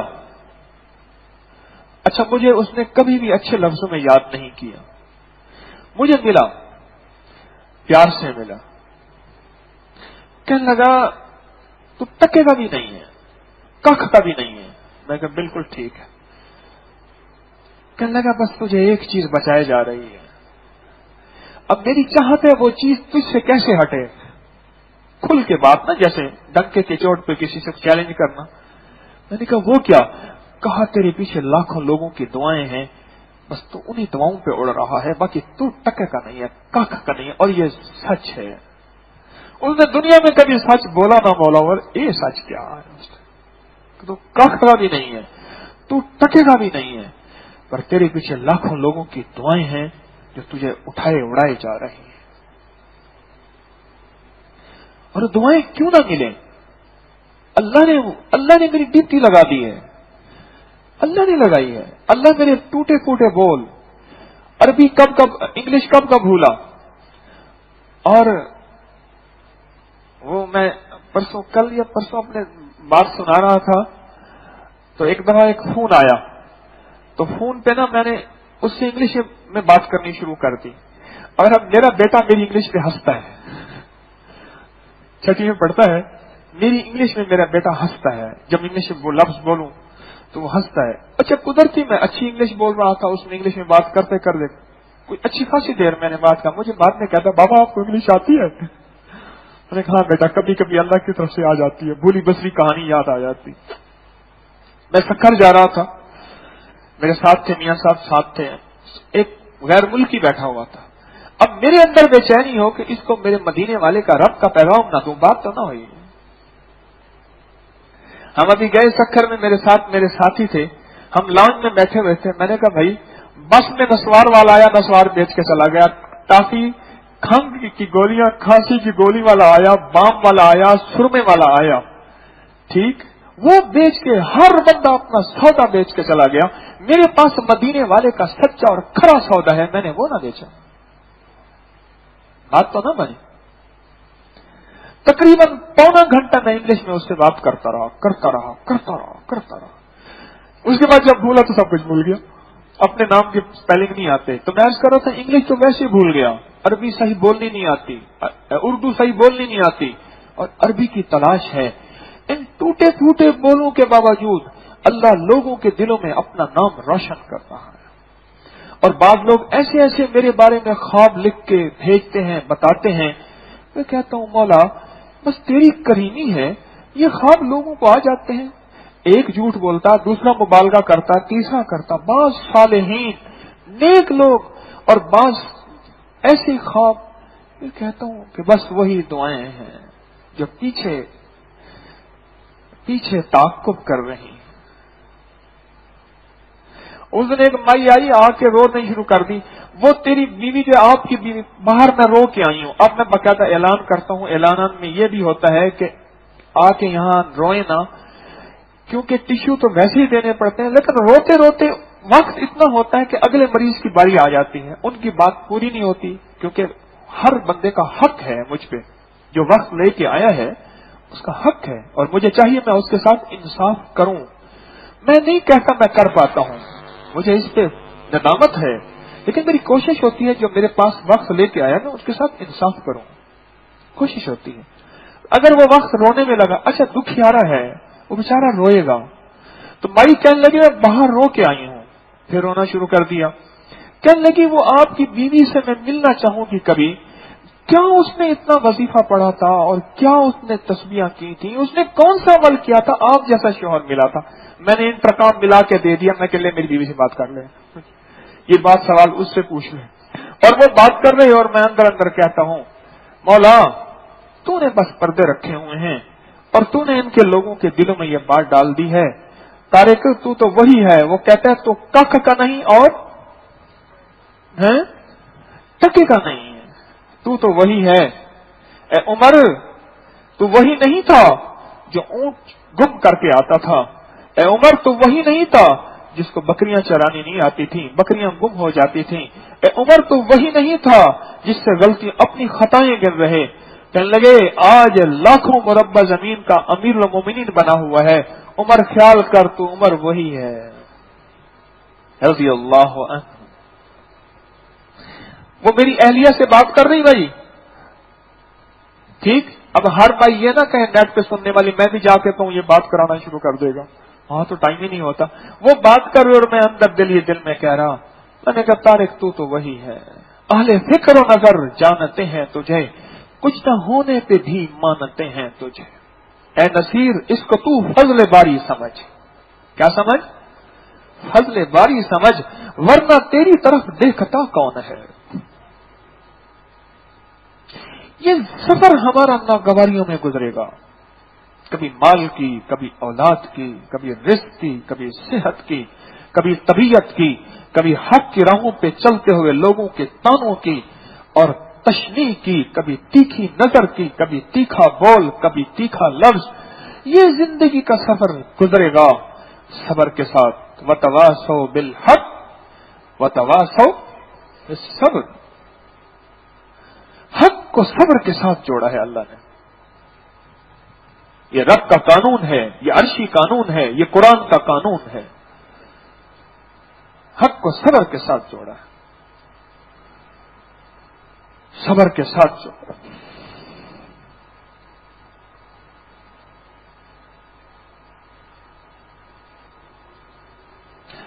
یہ میرے لیے پیغام ہے, یہ آپ کے لیے پیغام ہے. یہ میرے لیے پیغام ہے, یہ آپ کے لیے پیغام ہے. حضرت پیر علی حجویری رحمت اللہ تعالی علیہ کا جو کشف المعجوب کا حاج حلقہ ہے, یہ اس پیغام کا حصہ ہے. اس پیغام کا حصہ ہے کہ زندگی کی راہیں اگر گزارنی ہے تو ایسے ہی گزارنے, ایسے ہی گزارنے. آج جس مہینے کا یہ روزے آ رہے ہیں, میں اس دن بیٹھا حساب لگا رہا تھا اپنے والد رحمت اللہ علیہ کی تاریخ پیدائش, اپنی تاریخ پیدائش. پھر مجھے یاد آیا, میں اپنے والد صاحب رحمت اللہ علیہ کو دیکھا ٹھنڈے فرش پہ پانی ڈال کے اس کے اوپر لیٹے ہوئے تھے پتلے کرتے کے ساتھ, اور فرما رہے تھے اتنا پانی ڈال طارق, اور پانی ڈال, اور پانی ڈال. کیوں؟ روزہ تھا. آج ایک احساس ہوتا ہے ان کو اس روزے کی ناگواری کیا ہوگی. آج وہ ہمارے اوپر وقت آ گیا. انشاءاللہ اللہ آسان فرمائے گا. اللہم لا سہل الا ما جعلتہ سہلا. اللہ آسان فرمائے گا. کبھی بھی ان راہوں پہ چلتے ہوئے آنے والی ناگواریوں پہ نہ گھبرائیں. اور اگر فتوحات آ جائیں, کرامتیں آ جائیں, کوئی کشف آ جائے, کوئی خواب میرے بارے میں کوئی بتا دے کہ آپ تو جناب فلاں مقام پہ تھے, فلاں ہستی کا سلام, نہ اترائیں. نہ گھبرانا ہے, نہ اترانا ہے, نہ ڈوب جانا ہے, نہ پھول جانا ہے, بلکہ اس سفر کو اعتدال کی زندگی میں راہوں میں چلتے جانا ہے. ہاں, اگر اپنی زندگی کی ترقی چاہنی ہے تو پھر ہر کسی سے اپنی غلطیاں پوچھیں. غلطیاں پوچھیں, میری غلطیاں کیا ہیں. تنہائیوں میں بیٹھ کے اللہ سے کہیں, مولا اس بندے نے میرے بارے میں یہ بتایا ہے, اس بندے نے یہ بتایا ہے, اس بندے نے یہ بتایا ہے. اللہ, مرنے سے پہلے میں اپنی اصلاح چاہتا ہوں, تیرے پاس اس چہرے کے ساتھ آنا چاہتا ہوں جس چہرے پہ داغ نہ ہو, اس دل کے ساتھ آنا چاہتا ہوں جس دل پہ داغ نہ ہو, اس زندگی کو لے کے لانا چاہتا ہوں جو زندگی بے داغ ہو. مولا تو کر دے, تیرے لیے کون سی دیر ہے. تنہائیوں میں بیٹھ کے پھر اللہ کے سامنے فریاد کریں. جو مخلوق اعتراض بتائے اور مجھ کو اعتراض میرے اوپر کرے, اس پہ نہ گھبرائیں, بلکہ یہ کہیں میرا محسن ہے. پوچھیں میری کوئی غلطی, میرا کوئی قصور, کسی نے مجھ پہ اعتراض کیا ہو, کسی نے مجھے برا کہا ہو. زندگی کا سفر بہترین طے ہوگا, بہترین طے ہوگا, اور زندگی کا سفر لاجواب طے ہوگا.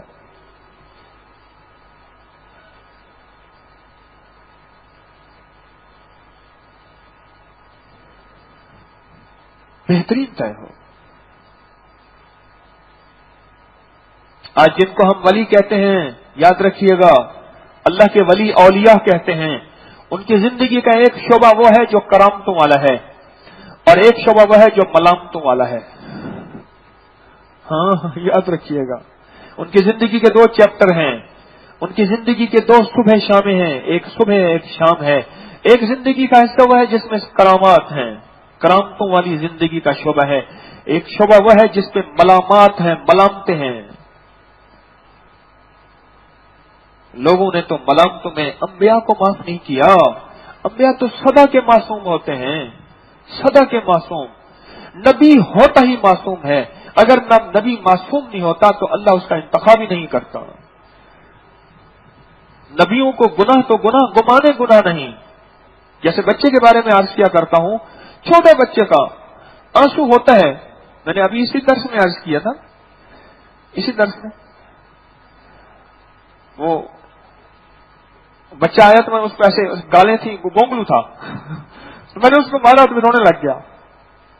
پھر اس کے آنسو اٹھا کے میں نے اپنے چہرے پہ ملے اور کہا کہ مولا اس چہرے کو دنیا آخرت کی ذلتوں اور جہنم کی آگ سے اور اپنے نام سے دور ہونے سے، اور مولا یہ وہ ہے جو معصوم ہے اور اس کے آنسو بھی معصوم.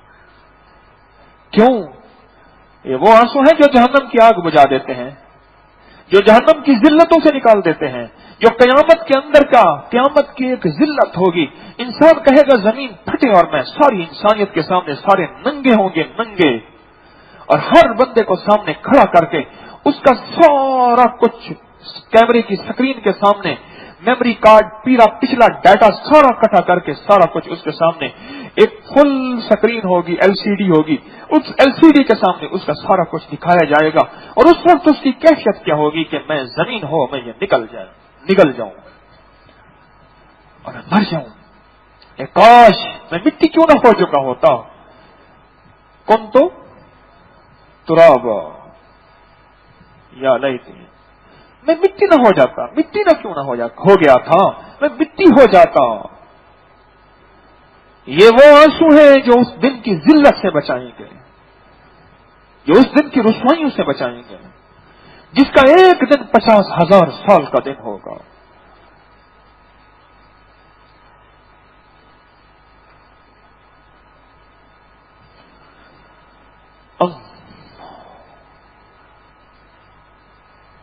یہ زندگی کا سفر اگر طے کرنے کا فیصلہ کر لیے، ہم نے کر لیے ہے، اگر فیصلہ کر لیے ہے تو اس میں ہمیں اپنے آپ کے اوپر ایک لباس پہننا ہوگا.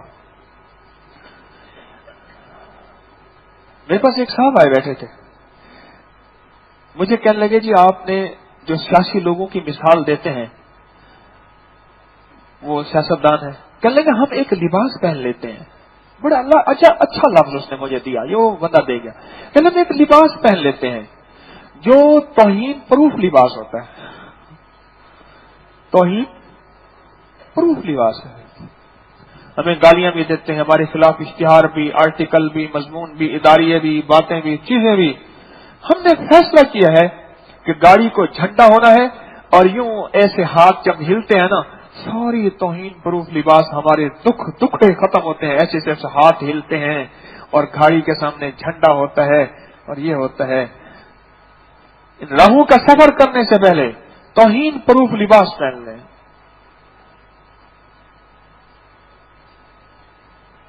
میری تو بےزتی ہو گئی. ایک وقت ہوتا ہے کہ حضرت کی بات میں خیر ہے، اور جب میں پرانا ہو گیا اور منصب اونچا ہو گیا، اب کہنے لگے حضرت قانون کے کچے، حضرت کی بات میں شر ہے. حضرت ایک ہی طرف کی سنتے ہیں، بس کرتے رہتے ہیں، فیصلے کرتے رہتے ہیں، جو پہلے پہنچ جائے، جو ادھر ہو جائے، جو ہو جائے. وہ ایک زندگی کا سفر ایک پہلا ہوتا ہے جس میں کہتے ہیں بات سمجھ تو نہیں آتی لیکن ہوتی خیر ہے. ایک زندگی کا سفر وہ ہوتا ہے.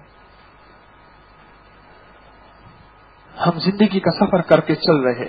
اب مجھ سے پہلے میں آپ کو نہیں جانتا تھا، کچھ عرصہ پہلے آپ مجھے نہیں جانتے تھے. اچھا میں 2 نمبر ہوں یا 1 نمبر ہوں؟ یہ میرا اور میرے اللہ کا معاملہ ہے. میرا خاتمہ کیسے ہوگا مجھے پتہ نہیں ہے. اپنے خاتمے سے بہت خوف زدہ رہتا ہوں. لیکن کچھ ایسی چیزیں ہیں جو مجھے آ کے تسلیاں دیتی ہیں. انشاءاللہ خاتمہ ایمان پہ ہوگا. بین الخوف والرجاء، کبھی خوف ایسا ہوتا ہے اور کبھی تسلیاں ہوتی ہیں کہ انشاءاللہ خاتمہ ایمان پہ ہوگا. یہ ایک امید اور خوف کی جنگ سے میں گزر رہا ہوں.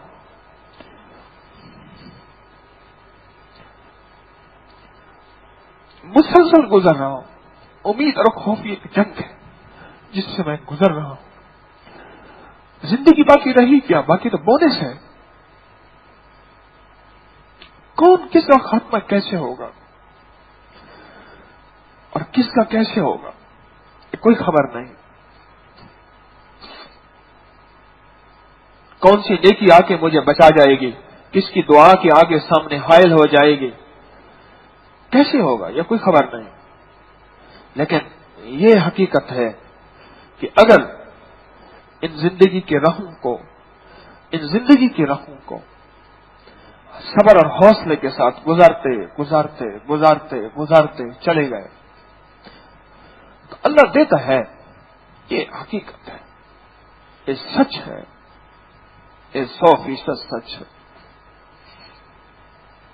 میں نے کتنے لوگوں کو بتایا، آپ کے سامنے درس میں بتاتا رہتا ہوں کہ جائیداد کا حصہ بھائی نہیں دیتا، بہن کا حصہ نہیں دیا. میں اللہ کے فضل سے کتنے لوگوں نے ان میری بات پہ اپنی بہنوں کو حصہ دیا، بیٹیوں کو حصہ دیا. کتنے بے شمار لوگ. ہمارے ایک ساتھی کہنے لگا میرے ابا جی نے پہلی دفعہ عشر دیا ہے 32,000 یا پتہ 35,000 روپے کا. پہلی دفعہ عشر دیا ابا جی نے، پہلی دفعہ عشر دیا، بہت بڑی یہ. اور کہا کہ میں نے ابا جی سے اصرار کر کے دلوایا. میں حیران ہوا کہ ماشاءاللہ میرے اس ساتھی کی ایمان کی سطح بہت اونچی جا رہی ہے اور اللہ اس کی حفاظت فرما. میں نے زندگی میں تجربہ آپ کو بتائے ہیں کہ جو حق کہتے ہیں اچھا کوئی بات نہیں، بھائی نے حق نہیں دیا، بہن نے حق نہیں دیا، اور بہن کہتی ہے میرا بھائی نے، اور بیٹی کہتی ہے باپ نے، اور یا باپ کہتے ہیں بعض لکھ کے دے جاتے ہیں. بیٹیوں کا حق یہی تھا، کھلا دیا، جہیز دے دیا، بس لکھ کے دے جاتے ہیں کہ جائیداد دوسری جگہ منتقل نہ ہو. ان کو تو میں نے فقیر ہوتے دیکھا ہے، آپ نے بھی دیکھا ہوگا. اور جنہوں نے حق دیا یا چھوڑ دیا میں نے ان کو سدا رنگتے دیکھا ہے. چھوڑ دیا کہ خونی رشتوں کو میں نے عدالتوں میں نہیں گھسیٹنا، خونی رشتوں کو میں نے ذلیل نہیں کرنا. خود سوکی ہے، کوئی حرج نہیں. رب نے ان کو نوازا ہے، رب نے ان کو دیا ہے. ایک وہ ہے جس نے لکھ کے دے دیا ساری جائیداد تیری ہے، تو جان تیرا کام جانے، سنبھال مالی باغ اپنا، ہم مسافر گھر چلے. رب نے ان کو مسافر نہیں رکھا، ان کو مسافر خانے بنوا دیے ہیں، ان کے مسافر خانے بنوا دیے ہیں. آؤ مسافروں رہو، رزق اپنے مقسوم کا کھاؤ، میرا کہاں کھاتے ہو؟ اپنی مقدر کا رزق کھاؤ، تم کھاؤ گے مجھے اور ملے گا.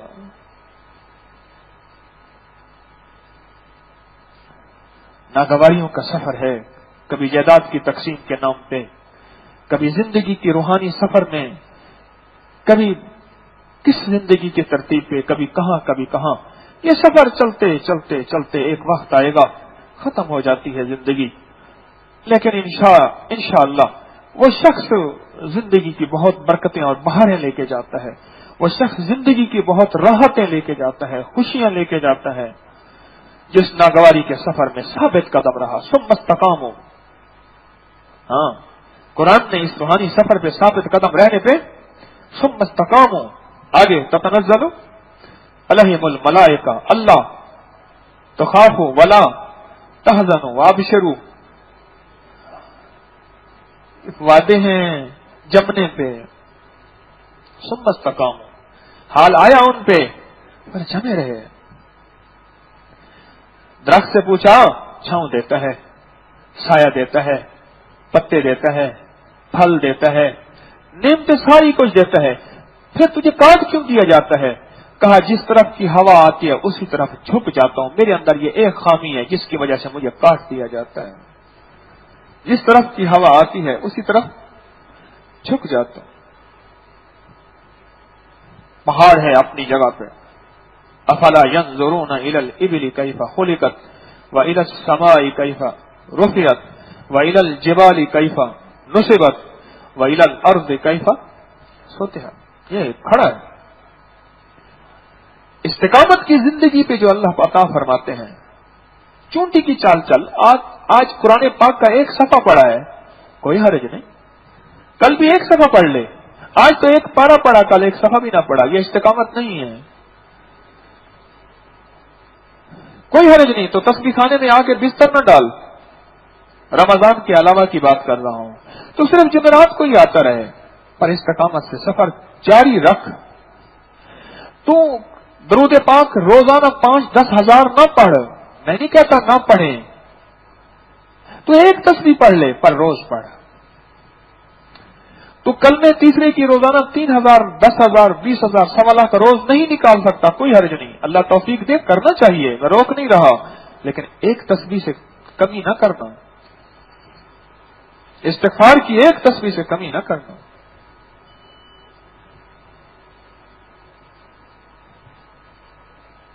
یہ زندگی کا سفر ہے میرے دوستوں.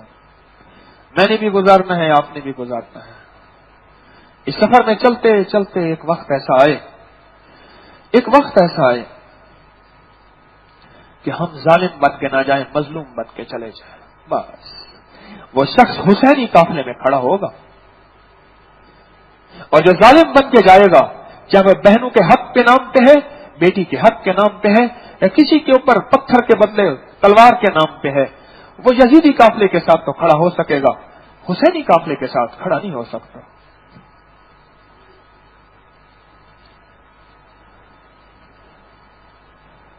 یہ ایک سفر ہے, یہ ایک روداد ہے, یہ غم کا ایک قصہ ہے جس کے ساتھ ہمیں چلنا ہوگا. پھول کی زندگی مختلف ہے, مختصر ہے, کانٹوں کی زندگی لمبی ہوتی ہے. اور بتاؤں میں, کبھی کبھی آپ کو یہ سوچیں, میں بھی یہ سوچوں, ایک پھول کی خاطر کانٹوں کو پانی دیتے ہیں, پورا سال کانٹوں کو پانی دیتے ہیں. کس کی خاطر؟ ہمارے وہاں سگیا میں گلاب کے باغ ہیں, باغیچے ہیں, سارا سال گلاب سارا سال لگتا ہے کیا؟ نہیں, اس کا ایک وقت ہوتا ہے لگنے کا. کانٹوں کو پانی دے رہے. ان ناگواریوں کے کانٹوں کو پانی دو, آخرت کے پھول کے لیے, اپنی ایمان کے پھول کے لیے, اور برکت اور اپنی نسلیں اور اللہ کے تعلق اور اللہ کی محبت کے پھول کے لیے, اور دنیا میں اپنی نسلوں کے پلنے پنپنے اور بڑھنے اور پھلنے اور پھولنے کے پھول کے لیے ان ناگواریوں کے کانٹوں کو پانی دیتے جاؤ, سہتے جاؤ. ان ناگواریوں کے کانٹوں کو پانی دیتے جاؤ.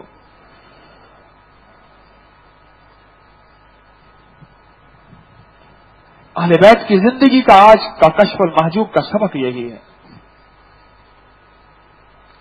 امام باقر رحم اللہ تعالی علیہ کو آخر جو پکڑ کے لایا گیا وہ انہی ناگواریاں تو تھیں. آخر کسی نے, بادشاہ نے ان کے بارے میں باتیں کانوں میں پڑی تھی تو جو پکڑ کے لایا گیا کہ ان کو قتل کر دو. حضرت مجدد الفسانی رحمت اللہ علیہ کی سوانے اٹھا کے دیکھیں. ان کی سوانی میں حسن نام کا ایک بندہ آیا. حضرت مجدد کے کشف و کرامات اور کمالات اور مکاشفات جو کشف کی دنیا کی واردات تھیں, جیسے شاہ ولی اللہ رحمت اللہ علیہ روضہ اطہر پہ گئے کہ کتاب ہے, پوری کی پوری کتاب ہے, اور میری کتاب جو ذوق تصوف ہے اس میں پوری کتاب میں نے وہ شامل کی ہے. آقا کے روضے پہ تشریف لے گئے شاہ ولی اللہ رحمت اللہ علیہ, اور روضہ اطہر سے مدینے والے کے ساتھ ڈائریکٹ باتیں ہیں, وہ ساری کی ساری ڈائریکٹ باتیں ہیں, براہ راست باتیں ہیں کشفی, کہ آج میرے مدینے والے, میرے آقا نے یہ فرمایا. وہ کتاب ہے پوری کی پوری. حضرت مجدد الفسانی رحمت اللہ علیہ کا غور سے سمجھیے گا رحمت اللہ علیہ. ایک صاحب آئے, ان کا نام حسن تھا. ان کی کشف و کرامات اور کمالات اللہ نے ان کو پورے بر صغیر میں ایک عزت مقام اور وقار دیا تھا بہت بڑا, کہ باہر کے لوگ, عراق کے, ایران کے, شام کے, عرب کے لوگ ان کے ہاں ان کی خانقاہ میں وقت گزارنے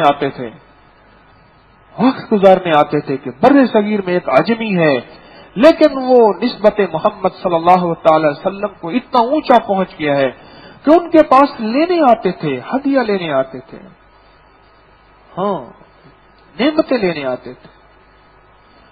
علامہ خالد کردی شامی، کون سی کتاب ہے ان کی؟ فقہ کی کتاب ہے، اس کے بغیر فتویٰ نہیں دے سکتے آپ۔ علامہ خالد کردی شامی یہ حضرت شاہ غلام علی صاحب رحمۃ اللہ علیہ کی خانقاہ میں وقت گزارنے آئے ہیں، اور شاہ ولی اللہ نے شاہ عبدالعزیز اس دور میں تھے، ان کو پتہ چلا کہ اتنی بڑی ہستی آئے ہیں، تو انہوں نے کہا کہ میں آپ کو ملنا چاہتا ہوں۔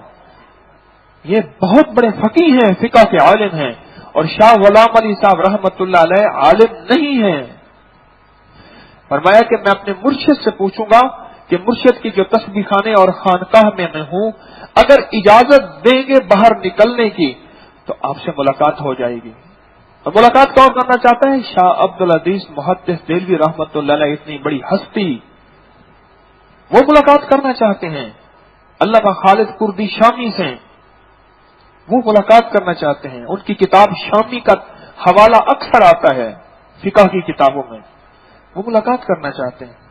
شیخ نے اجازت نہیں دی، فرمایا میں نے 40 دن آپ کو خانقاہ میں رکھنا ہے، باہر نہیں نکلنا، آپ نے یہیں رہنا ہے۔ ٹھیک ہے، خط کا رخ آیا، پیغام دیا، جب مرشد واپسی کی اجازت دیں گے میں آپ کو ملتا ہوا جاؤں گا، ابھی مرشد کا حکم نہیں ہے۔ اتنے بڑے عالم، اتنے بڑے فقیہ، اتنے بڑے محدث، اتنے بڑے مفتی، لیکن مرشد نہ عالم ہے، نہ مفتی ہے، نہ فقیہ ہے، نہ محدث ہے۔ مرزا بدر جانے جانا رحمت اللہ تعالی علیہ کے خلیفہ ہیں، اور مرزا بدر جانے جانا رحمت اللہ علیہ کی نسبت حضرت مجد الافسانی رحمت اللہ علیہ کے ساتھ۔ تو میں عرض کر رہا تھا کہ وہ کشف کرامات کمالات وہ برداشت نہ ہو سکے اس حسن نامی آدمی کو۔ اس نے کیا کیا؟ فوسٹیٹ تو تھی نہیں، حضرت کی وہ لکھی ہوئی کشف کرامات کمالات ہیں ان کی کاپیاں کرائیں۔ خطاط ہوتے تھے اس دور میں، بڑے سبک رفتار ہوتے تھے، ایک دن میں بہت زیادہ صفحے وغیرہ نوٹ ہوتے تھے ان کے، لکھو بھائی کتنے صفحے جو ہیں اس نے آج لکھے ہیں، تو بڑے خطاط ہوتے تھے۔ تو وہ ساری کاپیاں کرا کے نا ان لوگوں کے پاس بھیج دی، اس دور میں علم رکھنے والوں کے پاس جن کے پاس مجمع نہیں آتا تھا۔ یہ بندوں کا آنا بڑا حسد پیدا کرتا ہے، مجمع کا اکٹھا کرنا۔ اس دن میرے پاس ایک آیا گویا کہیں آج تو ہیرو گلوکار ہے، کہنے لگے جی ہمارے ہاں جو حسد ہوتا ہے، ہمارے گلے باندھے جاتے ہیں جادو کے ذریعے، باقاعدہ گلے باندھے جاتے ہیں کہ اس کی غزل، اس کا گانا، اس کا نغمہ کتنا پھیل گیا۔ حسد ان لوگوں کے پاس بھیجا کاپیاں، انہوں نے اس میں انڈر لائن کیا یہ شرک ہے، یہ بدعت ہے، یہ تو بہت بڑا دین کے اندر غلو ہے، یہ دین کے اندر نئی ایجاد ہے، یہ بندہ واجب القتل ہے، یہ بندہ سنسار کرنے کے قابل ہے۔ وہ سارے کیے کٹھے کر اکبر بادشاہ کو پہنچا دیا۔ اور پھر کیا کیا؟ اکبر بادشاہ کے جو درباری علم والے تھے، علم رکھنے والے، ان کو بڑی قیمتی ہدیے پہنچائے، اور وہ ساتھ یہ بھی دیے کہ اکبر بادشاہ کو جی حضوری کرنا، انہوں نے کہا جناب یہ اس قابل ہے، یہ اس قابل ہے۔ اور پھر اکبر بادشاہ نے قید گوالیار کے قلعے میں قید کر دی۔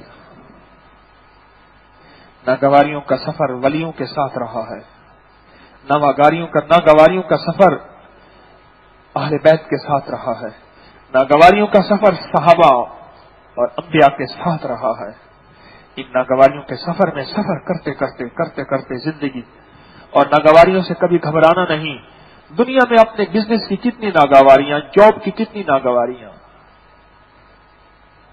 ہمارا ایک دل کا محبوب ہے، کھڑے کھڑے وقت کے بادشاہ نے اسے معطل کر دیا، حالانکہ میرا اس سے بڑا پیار ہے، مجھے فون ہے معطل کر دیا، میں کہا کوئی بات نہیں۔ ناگواریاں زندگی کا ساتھی، چلتے ایسا سفر ہو کہ اللہ کہے اچھا ٹھیک ہے، حال بھی تو ہم نے بھیجا تھا میرے بندے، تجھے پتا ہے ہماری حکم کے بغیر پتا ہل سکتا ہے یا اللہ نہیں ہل سکتا؟ یہ حال ہم نے بھیجا تھا، اور بھیجا اس لیے تھا کہ تجھے آزمائے کہ تسبیح خانے میں چلا تھا، تسبیح لے کے چلا تھا، یا کہیں زندگی میں تجارت کرتے کرتے بزنس کی زندگی میں چلا تھا، وہاں ہر طرف لوٹ کھسوٹ تھی، ہر طرف 2 نمبری تھی، اور تو 1 نمبر کرتے کرتے سب کا نشانہ بنا تھا. ہم نے حال ہم ہی لائے تھے، حال ہم ہی لائے تھے. اس دن میرے پاس ایک صاحب آئے، پولیس کے ایک اچھے عہدے پہ ہیں، مجھے کہنے لگے میں نوکری چھوڑنا چاہتا ہوں. میں کہا نہیں چھوڑنی. ایک صاحب، کئی صاحب تو میرے پاس یہ آئے وکالت چھوڑنا چاہتے ہیں. میں کہا نہیں، اس نے 1 نمبری کر کے دکھاؤ. اگر تم ہی چھوڑ گئے تو بندے کہاں سے آئیں گے؟ اس نے کر کے دکھائیں. لیکن ہے بڑا مشکل. پانی جس طرف بہ رہا میں بھی اس طرف بہ رہا. اسے بہنا کہتے ہیں، تیرنا نہیں کہتے. چلو تم ادھر کو، ہوا ہو جدھر کی، اسے بہنا کہتے ہیں، تیرنا نہیں کہتے. پانی کی مخالف سمت چلنا اسے تیرنا کہتے ہیں، چیرنا. یہ تیراک ہے. مچھلی جب اوپر دیکھو جا رہی ہے، سمجھ لو مر گئی ہے، بہتی جا رہی ہے. مچھلی کبھی بہتی تو نہیں. مچھلی تو برف والے پانی کو چیر چیر کے اپنی زندگی کا سفر طے کرتی ہے. زندگی کا سفر انہی منازل کے ساتھ طے کرنا ہے. میں نے آپ نے یہ سبق میرے لیے پہلے ہے. ہم نے زندگی کا سفر انہی منازل کے ساتھ، انہی کیفیات کے ساتھ طے کرنا ہے. یہ آج کا پیغام ہے کشف المحجوب کا. پیر علی حجویری رحمت اللہ تعالی علیہ کا یہ آج کا پیغام ہے.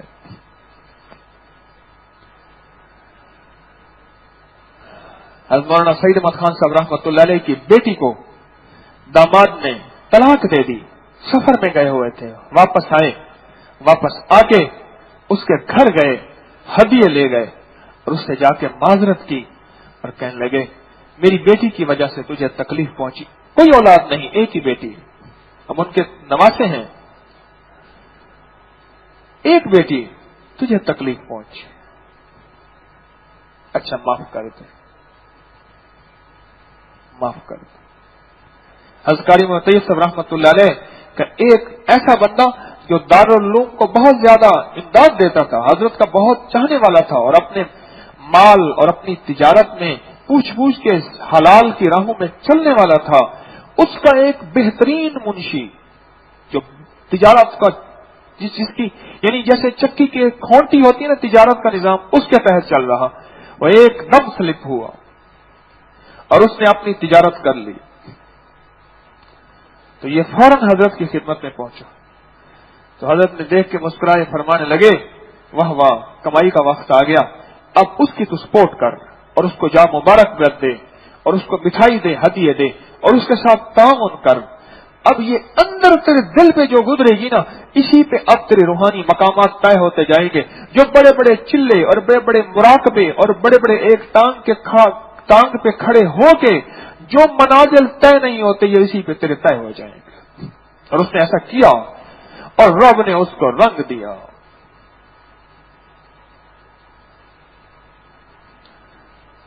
یہ سفر گزرتے گزرتے گزرتے ایک وقت ہے کہ ہم بھی گزر جائیں گے.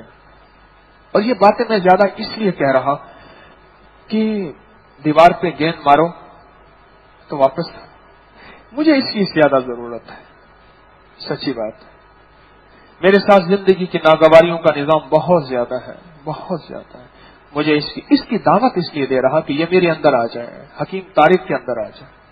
ابھی آئی نہیں اس لیے بتا رہا ہوں، اور یہ حقیقت ہے. باقی میری قیمت جو اس نے لگائی تھی، میرے کلاس فیلو نے، وہ کیا لگائی تھی؟ تو ٹکے کا نہیں اور کخ کا نہیں، کخ کا نہیں ہے بالکل، نہ ٹکے کا بھی نہیں ہے نہ کخ کا بھی نہیں ہے، پر تیرے پیچھے دعائیں ہیں.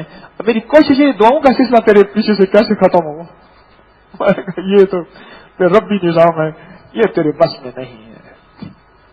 انشاءاللہ اللہ کرے تیرے بس میں یہ نہ ہو، کیونکہ جو چیز مجھے بچائے جا رہی ہے وہ تیرے بس میں آ گئی تو پھر یہ اللہ نے میرے ساتھ لگائی ہوئی اسی کا کرم ہے. اس میں میرا کوئی کمال نہیں، کوئی کمال نہیں، ورنہ تیری طرف دیکھتا کون ہے. بس آج کا سبق میرا بھی یہی ہے، آپ کا بھی یہی ہے. آج کا سبق یہی ہے. جب یہ ہوگا نا پھر قوالیت ختم ہو جائے گی، بالکل ختم ہو جائے گی، نعرے ختم ہو جائیں گے، پھر سڑکیں مال روڈ کبھی بلاک نہیں ہوگی، کبھی بادشاہوں کے خلاف وال چاکنگ نہیں ہوگی، فلاں وزیر کے خلاف، فلاں غریب کے خلاف، فلاں امیر کے خلاف، فلاں سٹرائک، فلاں کچھ نہیں ہوگا، منہ ہڑتال نہیں ہوگی. ہمارے مطالبے بلکہ یہ کہے گا میرے ذمہ حق کیا ہے، میرے ذمہ کیا ہے. اگر بادشاہ کے ذمہ ہے تو میری رعایا کے ذمہ بھی بہت کچھ ہے یا نہیں ہے.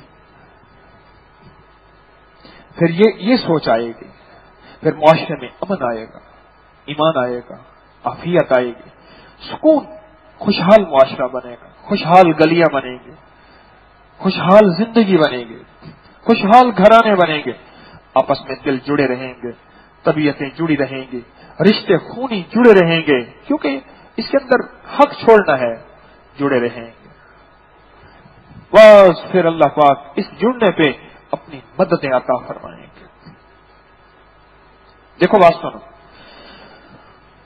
جتنے بھی غزوات ہوئے، میں چھوٹی سی بات کہتا ہوں، اس کو وضاحت نہیں کروں گا، جتنے بھی غزوات ہوئے ہیں، جتنے بھی ہوئے ہیں صحابہ کے دور میں، حضرت عثمان رضی اللہ تعالی عنہ تک، اس میں اتنے صحابہ شہید نہیں ہوئے جتنے جنگ میں، جمل اور صفین میں حضرت معاویہ رضی اللہ تعالیٰ سے 60,000 ہیں اور علی کی طرف سے 40,000 ہیں.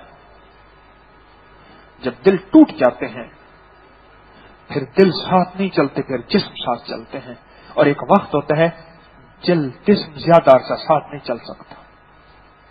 ایک وقت آتا ہے جسم زیادہ عرصہ ساتھ نہیں چل سکتا، ہمیشہ دل چلتے ہیں اور دل سے محبت چلتی ہے. جب دل ہوتا ہے پھر خامیاں بھی خوبیوں کی شکل بن کے سامنے پھرتی ہیں، جب دل نہیں ہوتا پھر خوبیاں بھی خامیاں بن کے ساتھ چلتی ہیں. پھر آٹا گونگتے ہوئے تو ہل کیوں رہی تھی، پھر ہر چیز میں عیب نظر آتا ہے. اللہ میری آپ کی زندگی کو خیروں سے ڈھانک دے، بس عافیت سے یہ سفر طے کرا دے، عافیت سے یہ سفر چلا دے اور عافیت کے راستے کھول دے، عافیت کی راہیں کھول دے. اللہ میرے لیے چلنا آسان کر دے، اللہ میرے لیے بیٹھنا آسان کر دے. اس سفر کو مولا کریم میرے لیے خیر کی راہیں، برکت کی راہیں بنا دے، میرے لیے مشکلیں نہ پیدا فرما. اللہ آزمائشوں کے نظام سے بچا، آزمائشوں کے نظام سے. والا میں آزمائشوں کے قابل نہیں ہوں، بس عافیت فرمائے رکھ، اپنی رحمت پہ ڈھانک کے چلائے رکھ. عافیت عافیت عافیت عافیت. آزمائشیں نہیں، کمزور ہوں مولا، اور اگر خدا نہ خواستہ آزمائش آ بھی جائے پھر اس کو وتواصوا بالحق کے وتواصوا بالصبر، بس پھر منزل یہی ہے، پھر راہ اور راستہ یہی ہے. اللہ مجھے بھی چلائے، میں سب سے زیادہ محتاج ہوں. اللہ آپ کو بھی چلائے، اور جہاں تک میری آواز رب پہنچا رہا اللہ وہاں تک بھی خیر کی راہیں کھول دے، عافیت کی راہیں کھول. کوئی سوال آپ کا اسی ضمن میں؟ ایک سوال یہ ہے کہ میں فلاں دور سے آیا ہوں، مجھے ٹائم چاہیے، اس کے لیے میں علیحدہ بیٹھتا ہوں. دیکھیں، قرآن کی تلاوت کا علیحدہ وقت، نماز کا علیحدہ وقت، روزے کا علیحدہ وقت ہوتا ہے. اللہ نے بھی علیحدہ وقت رکھے ہیں. فجر کی نماز پڑھ رہے ظہر کے وقت میں مزہ آئے گا؟ کوئی بات بنے گی؟ تو اس وقت جو ہے یہ عشاء کا وقت ہے، اس وقت فجر نہیں پڑھنی. تو اس وقت کو اسی ضمن میں کوئی سوال ہو تو ضرور بتائیں. جی بولیے.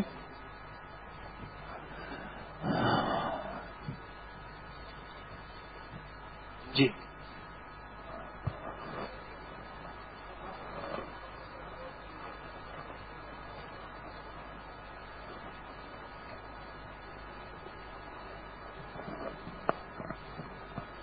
یہ کہتے ہیں، بیٹھے، یہ کہتے ہیں کہ اپنے نفس پہ مکمل کنٹرول کے لیے کوئی کیا رہنمائی فرمائے. لگتا ہے فرشتہ بننے کا پروگرام ہے.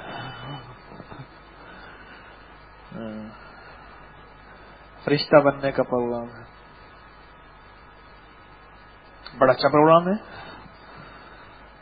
فرشتے تو سبحان اللہ، بس جنت فرشتوں کو نہیں ملے گی، ہوں گے بھی صحیح تو خادم الحرمین ہوں گے، یعنی آپ حضرات کے خادم ہوں گے. اگر ہوں گے بھی صحیح تو خادم ہوں گے، مخدوم آپ پہ ہوں گے.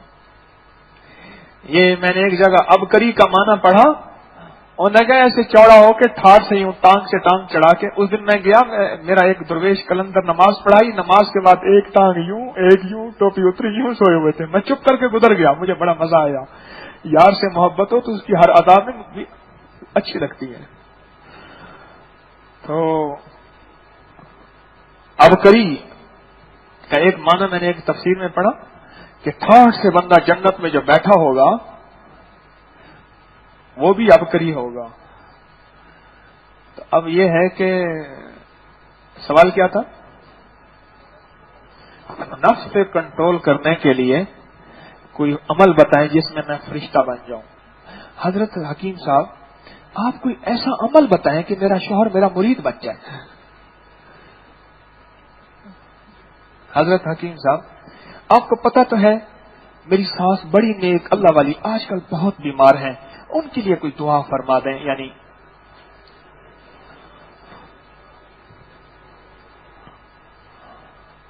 Dash dash dash dash dash. تو یہ بھی وہی سوال ہے کہ نفس پہ کنٹرول کے لیے کوئی عمل بتائیں، لیکن سوال ہے اس کا جواب بھی ہے. الملک القدوس السلام زیر ناف کے شر سے بچنے کے لیے بہت زبردست چیز ہے، چاہے 11 دفعہ پڑھ لیا جائے.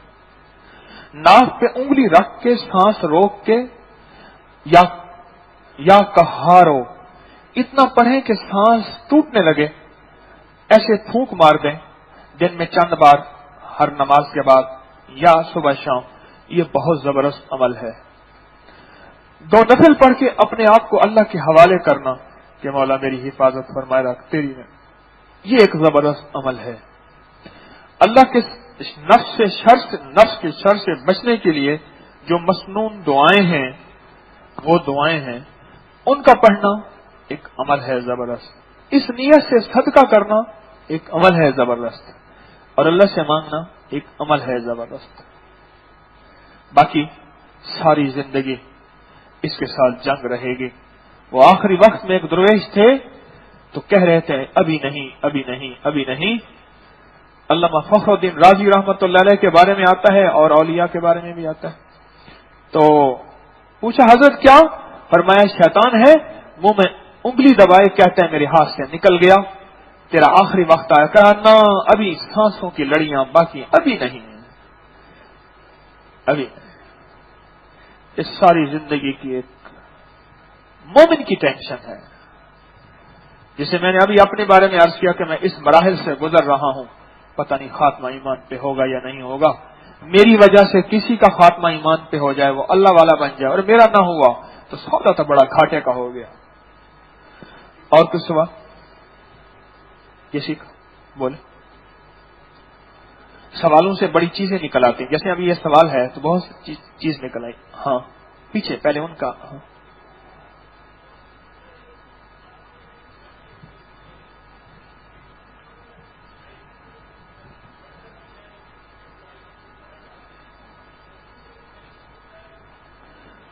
اندر ایک جنگ لگی رہتی ہے. میں سوال اس لیے کر رہا ہوں کہ میرے سوال کو سننے کے لیے اس وقت پوری دنیا نیٹ پہ ہے، لائیو جا رہا ہے. آپ کا سوال یہ ہے کہ اندر ایک جنگ لگی رہتی ہے کہ کبھی اچھائی کی طرف کبھی برائی کی طرف، کبھی جی چاہتا ہے کہ دنیا سے کنارہ کر جاؤں.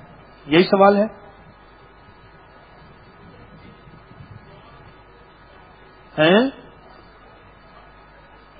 اس صورت میں کہتے ہیں کیا بہتر طریقہ ہے؟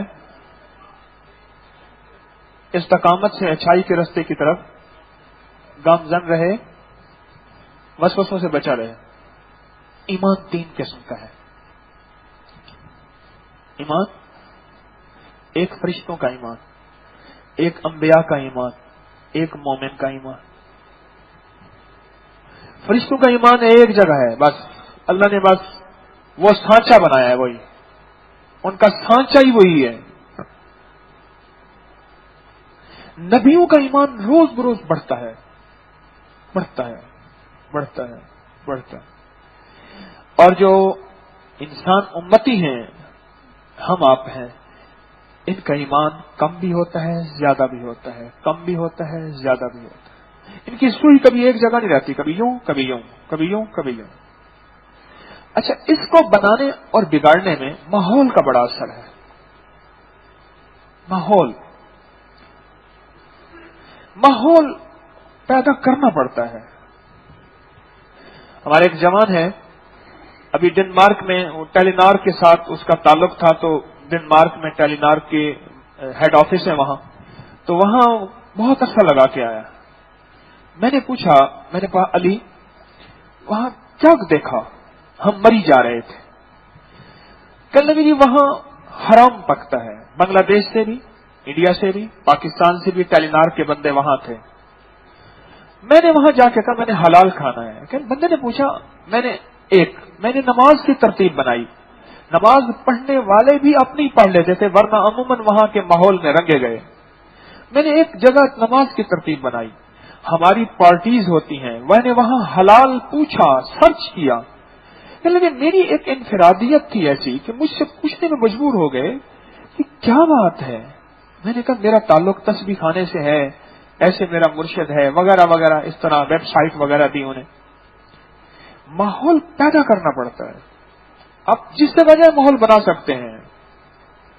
آپ نے ایک چیز محسوس کی، سگریٹ والے 1 منٹ میں یار بن جاتے ہیں، محسوس نہیں کیا؟ سگریٹ والے 1 منٹ میں، کوئی نشے والے ہوں، نسوار والے 1 منٹ میں یار بن جاتے، کوئی پتہ ہی نہیں چلتا، یاری ہو جاتی ہے۔ ماحول بنانا پڑتا ہے، اس کے لیے اپنے آپ کو دیکھیں۔ انسان میں اللہ نے لچک رکھی ہے، 70% یہ لیکوڈ ہے، 30% سالڈ ہے، ہڈیاں 30% سخت اس کے اندر مواد ہے، اور 70% نرم مواد ہے۔ اچھا، پانی کو فریج میں رکھ دو تو جیسا ماحول، اور باہر رکھ دو تو پگھل جائے گا۔ یہ جسم بھی ایسا ہے، اس کے اندر اللہ نے لچک رکھی ہے، اس کو ماحول دیں۔ ہم سب ماحول کے محتاج ہیں۔ ہمارے بڑے کہتے تھے کہ مجھے حضرت جی اس لیے کہتے ہیں میں اس ماحول سے جڑا ہوا ہوں، اور میں بھی اس ماحول سے ہٹ جاؤں تو کوئی مجھے حضرت جی نہ کہے۔ ہمارے بڑے کہتے ہیں۔ ہم سب ان وساوس کی زندگیاں، یہ چیزیں استقامت سے بچنا ہے تو ماحول سے جڑے رہیں، تسبیح خانے سے، ذکر سے، اعمال کے ماحول سے جڑے رہیں۔ کیوں؟ باہر جو ماحول ہے وہ ایمان سوز ہے۔ تسبیح خانے کی ہماری ان ٹوٹی پوٹی باتوں میں ماحول ایمان ساز ہے، ایک ایمان سوز ہے، ایک ایمان ساز ہے۔ تو ایمان ساز ماحول سے جڑے جڑے ایک چنگاری ہوتی ہے احساس کی، جو انسان کو احساس دلاتی ہے۔ بس جس کے اندر یہ چنگاری جل گئی نا، چنگاری ایک وقت آئے گا انگارہ بن جائے گی انشاءاللہ، ایک وقت آئے گا انگارہ بن جائے گا۔ ماحول ماحول ماحول۔ ہاں جی، اور جی بس اس کے بعد ایک بندہ اور پھر انشاءاللہ۔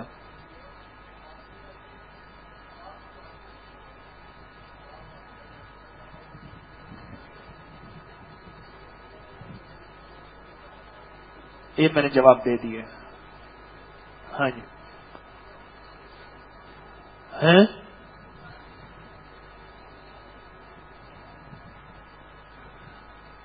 بھائی میں نے عرض کیا یہ سوال نہ پوچھو، اس وقت اس موضوع کا سوال ہے۔ آپ نے کہا قرآن مجید حفظ کرتا ہوں، سبق یاد نہیں ہوتا۔ 3 چیزوں سے بچ جاؤ، سبق یاد ہو جائے گا انشاءاللہ۔ 2 سے بچ جاؤ، 1 کر لو، 3 چیزیں کر لو۔ باہر کے کھانے، کبھی کھانے پڑ جائیں کبھی کبھار تو کباہت نہیں، معمول بنا لینا۔ اور دوسرا گناہ، اور تیسرا جو کرنے کی چیز ہے وہ ہے علم نشرہ پڑھ لیا کرو، قرآن بہترین رہے گا سینے میں۔ جی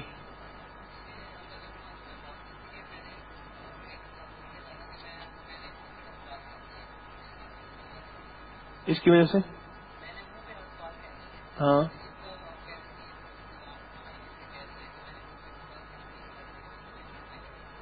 اب مجھے واقعہ یاد نہیں ہے، تو اس وقت بیٹھا ہوتا ہوں، آمد ہو رہی ہوتی ہے. کوئی اور بات؟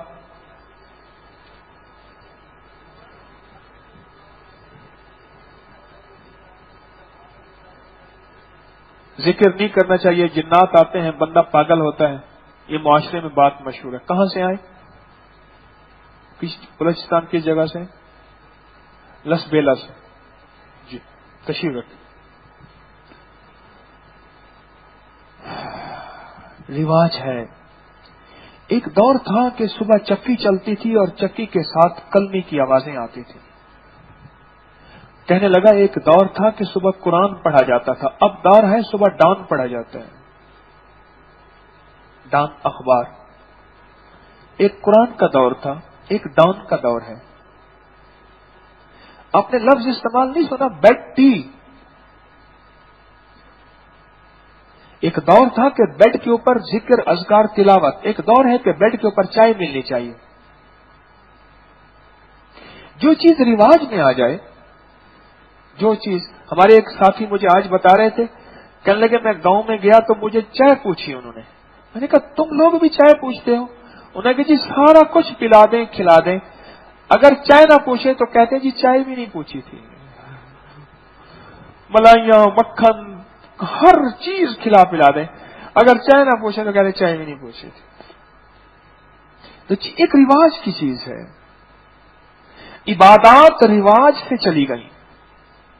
میں اکثر بعض کہتے ہیں جی بیٹی کی شادی ہے یا ساتھ ہوتی ہے، میں کہتا ہوں زیادہ مصلے پہ نہ بیٹھنا.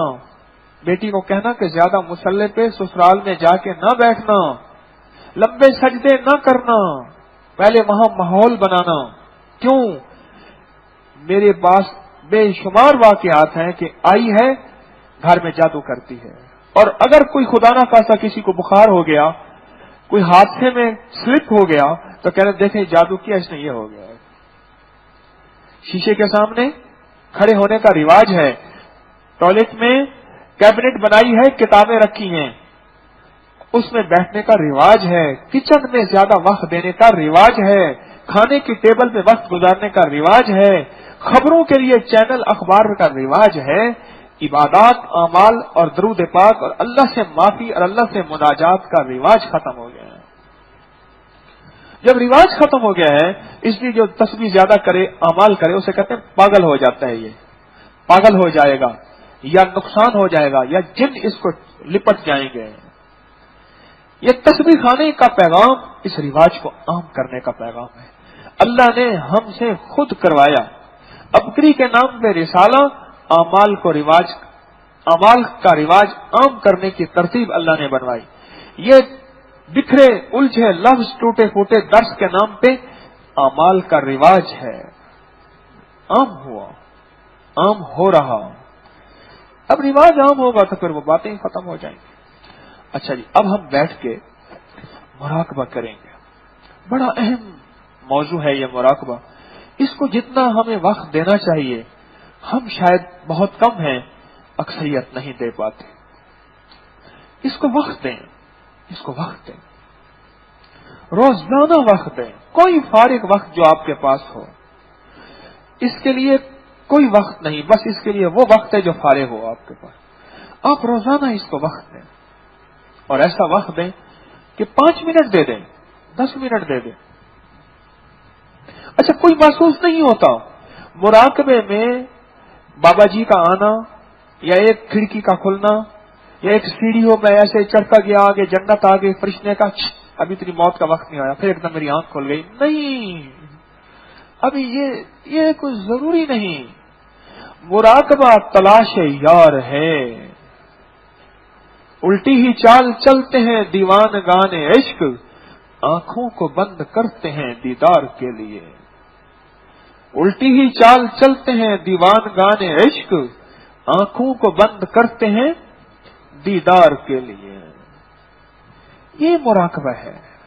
کوئی نظر آئے نہ ہے، بظاہر میرے خیالات بکھرے میں ہوں، کبھی ادھر جا رہا کر، بس ان خیالات کو توجہ کرنا میرے رب کو یہ پسند ہے. فرشتوں دیکھو، تمہارے ساتھ نہ نفس، نہ شیطان، نہ چاہتے، نہ چیزیں. تم ہر وقت میری توجہ میں بیٹھے رہتے ہو. میری توجہ میں بہتے رہتے ہو.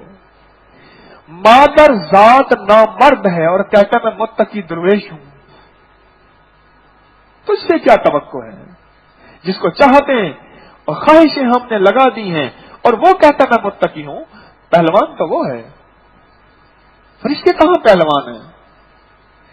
تو یہ تصور، یہ توجہ اللہ کے لیے کر کے اللہ کی یاد میں اور اللہ کی تلاش میں، اللہ کو یہ پسند ہے.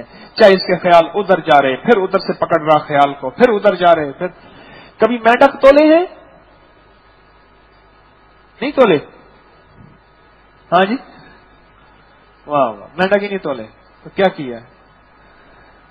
لڑکے تھے نا کشتی میں بیٹھے تھے، ملا سے کہنے لگے بابا جی ایف ایس سی، انہوں نے کہا نہیں، B S C, B Com, I T, M S C, انہوں نے کہا ساری زندگی برباد کی ہے. تھوڑی دیر ہوئی کشتی آئی بھنور میں، کشتی بھنور میں آپ چیخنا چلانا شروع کیا. انہوں نے کہا بابا جی تیرنا سیکھا؟ انہوں نے کہا نہیں، ساری زندگی برباد کی ہے، چلو آؤ آپ ڈبکیاں لگاؤ.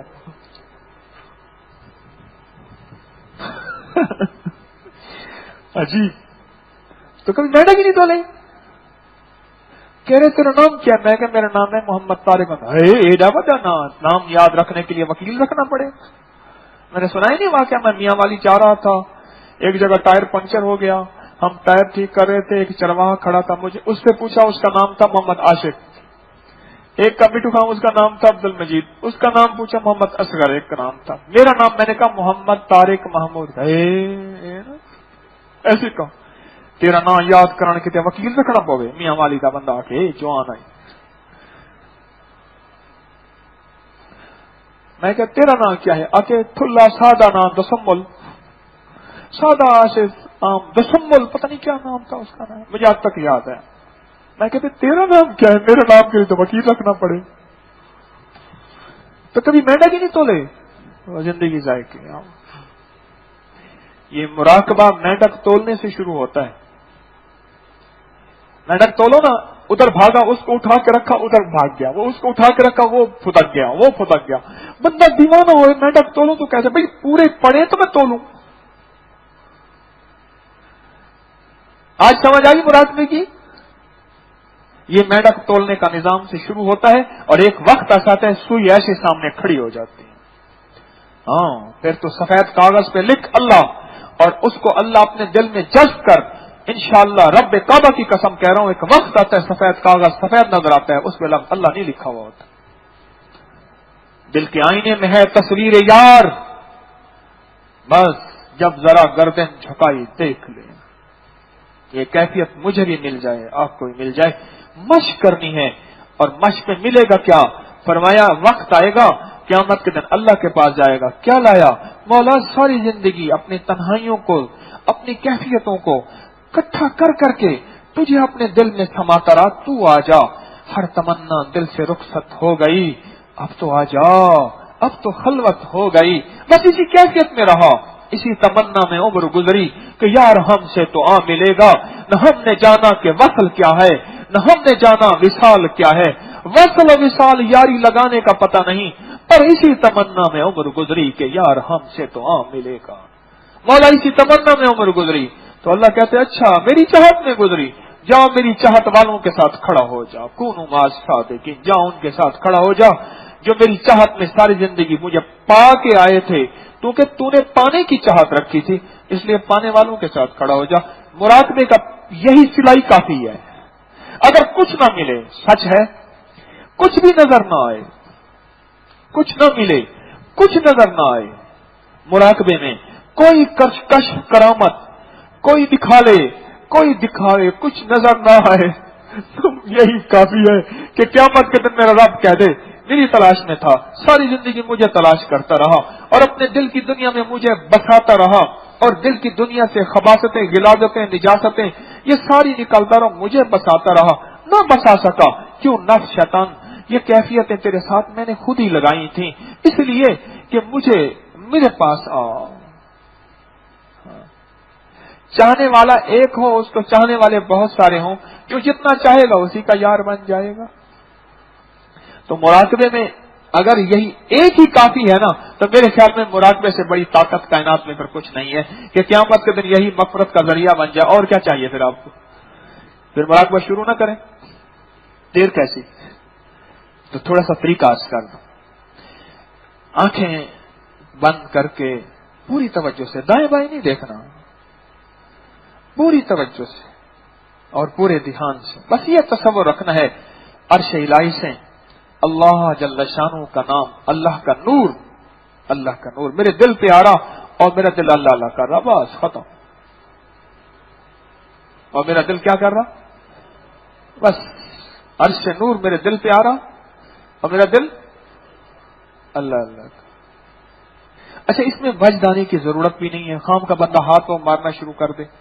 انہوں نے کہ جی مراقبے وجدانی کی ضرورت نہیں ہے. کوئی قوالی تو تھی نہیں کہ ووٹ لینے ہیں، میں نے زور زور سے قوالی ہو رہی تھی تو ووٹ لینے تھے تو انہوں نے بلایا، اس نے مجد آیا تو سردار الہی بچتا کہنے لگے میں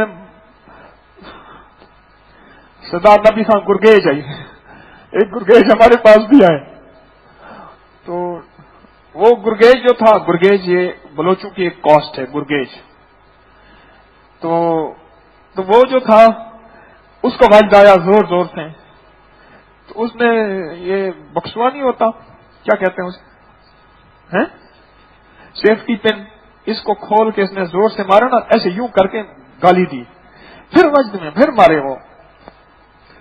تو بعد میں کہنے لگا، اس نے کہا کیا تھا؟ انہوں نے کہا سردار خیال کر میں ووٹ گھرنا، میں نے ووٹ لینے ہیں. مراقبہ آیا، وجد آیا، ایسے نہیں، مراقبہ میں کوئی وجد نہیں ہے، لہذا ہم سب نے انسان بن کے مراقبہ کرنا ہے، میں نے بھی آپ نے بھی.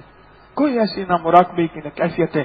اس میں تو وجود ایسا ہوتا ہے مراقبہ کی عدلی پہلا درجہ مینڈک تولنا، درجہ بھی بتا دوں، دوسرا بھی بتا دوں، مراقبے کا دوسرا درجہ مقام حیرت ہوتا ہے. اور جب انسان حیران ہوتا ہے اس کو پتہ نہیں پیچھے سے جیب کٹ جاتی ہے. جیب کترا ہمیشہ اسی کیفیت میں ہوتا ہے، جو جیب کترا ہے اس کو اس کیفیت میں، اسی کیفیت کو کیچ کرتا ہے. انسان اس وقت اس کو تن من کا وجود کا پتہ نہیں ہوتا، چاہے وہ ٹکٹ لینے میں، چاہے چیز لینے میں، یہ دے دینا اور یہیں سے کام ہو جاتا ہے. ایک مقام حیرت ہوتا ہے، پھر اس مقام حیرت میں انسان کچھ بول نہیں سکتا، پھر اس کے اندر کیفیات اور جہان کھلتے ہیں، پھر بول نہیں سکتا، حیرت میں بول نہیں سکتا. بس اس کا مقام اگلا جو ہے وہ مقام حیرت ہے. تو مقام حیرت میں تو ویسے ہی نہیں بول سکتا. اس کو مراقبہ کہتے ہیں. اس مراقبے میں کھو جائیں، اللہ کی یاد میں. کچھ بھی نہ ملا، کچھ بھی نظر نہ آیا، مقام حیرت بھی نظر نہ آیا، اگر میرا جذبہ سچا، اخلاص سچا، اللہ کی رضا ہے تو اس سے بھی میرا رب کہے گا جا تیری یہ بھی ایک عبادت ہے. نماز مطلوب مجھے تلاش، روزہ مطلوب مجھے تلاش، تسبیح مطلوب مجھے تلاش، تلاوت مطلوب مجھے تلاش، اور مراقبہ مطلوب مجھے تلاش. اصل تو میری ہی تلاش ہے. تو میری ہی تلاش میں تو نے سر قلم کرایا تھا، جان دے دی تھی، اور میری ہی تلاش میں سر جھکایا تھا. رب کو یہ ادا بڑی پسند ہے. تلاش ہے یار، تلاش ہے یار. تو ابھی بیٹھ کے مراقبہ کریں گے تھوڑی سی دیر، گھر میں اس کی مشق روزانہ کریں، ٹوٹی پوٹی کرتے جائیں کریں. اب تو ساری سائنس کہہ رہی ہے اگر انگزائٹی، ٹینشن اور اسٹریس اور اس وقت کی دنیا کا علاج کرنا تو مراقبہ ہے. ساری سائنس اس وقت مراقبے پہ آ رہی ہے. اس وقت کی نفسیاتی بیماریاں، خودکشیاں اور عدم برداشت اور یہ سارا اس کا نظام وہ کہتے ہیں مراقبہ ہے. ساری سائنس واپس آ رہی ہے. اللہ ہماری حاضری کو قبول فرمائے اور ہمارے بیٹھنے سننے سنانے کو قبول فرمائے، لہجوں اور لفظوں کی غلطیوں کو معاف فرمائے. سبحان اللہ بحمدہ، سبحانک اللہم.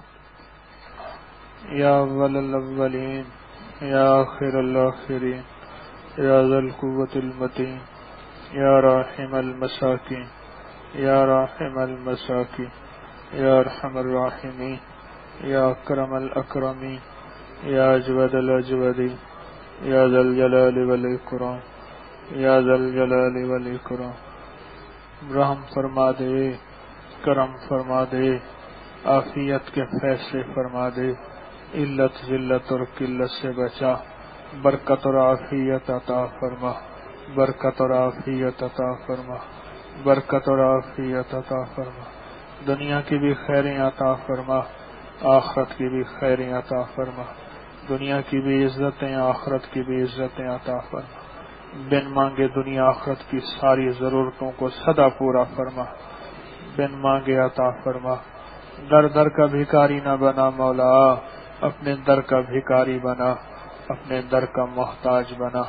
وصلی اللہ علی النبی الکریم وعلی آلہ وصحبہ واہل بیتہ وعترتہ اجمعین، آمین برحمتک یا ارحم الراحمین۔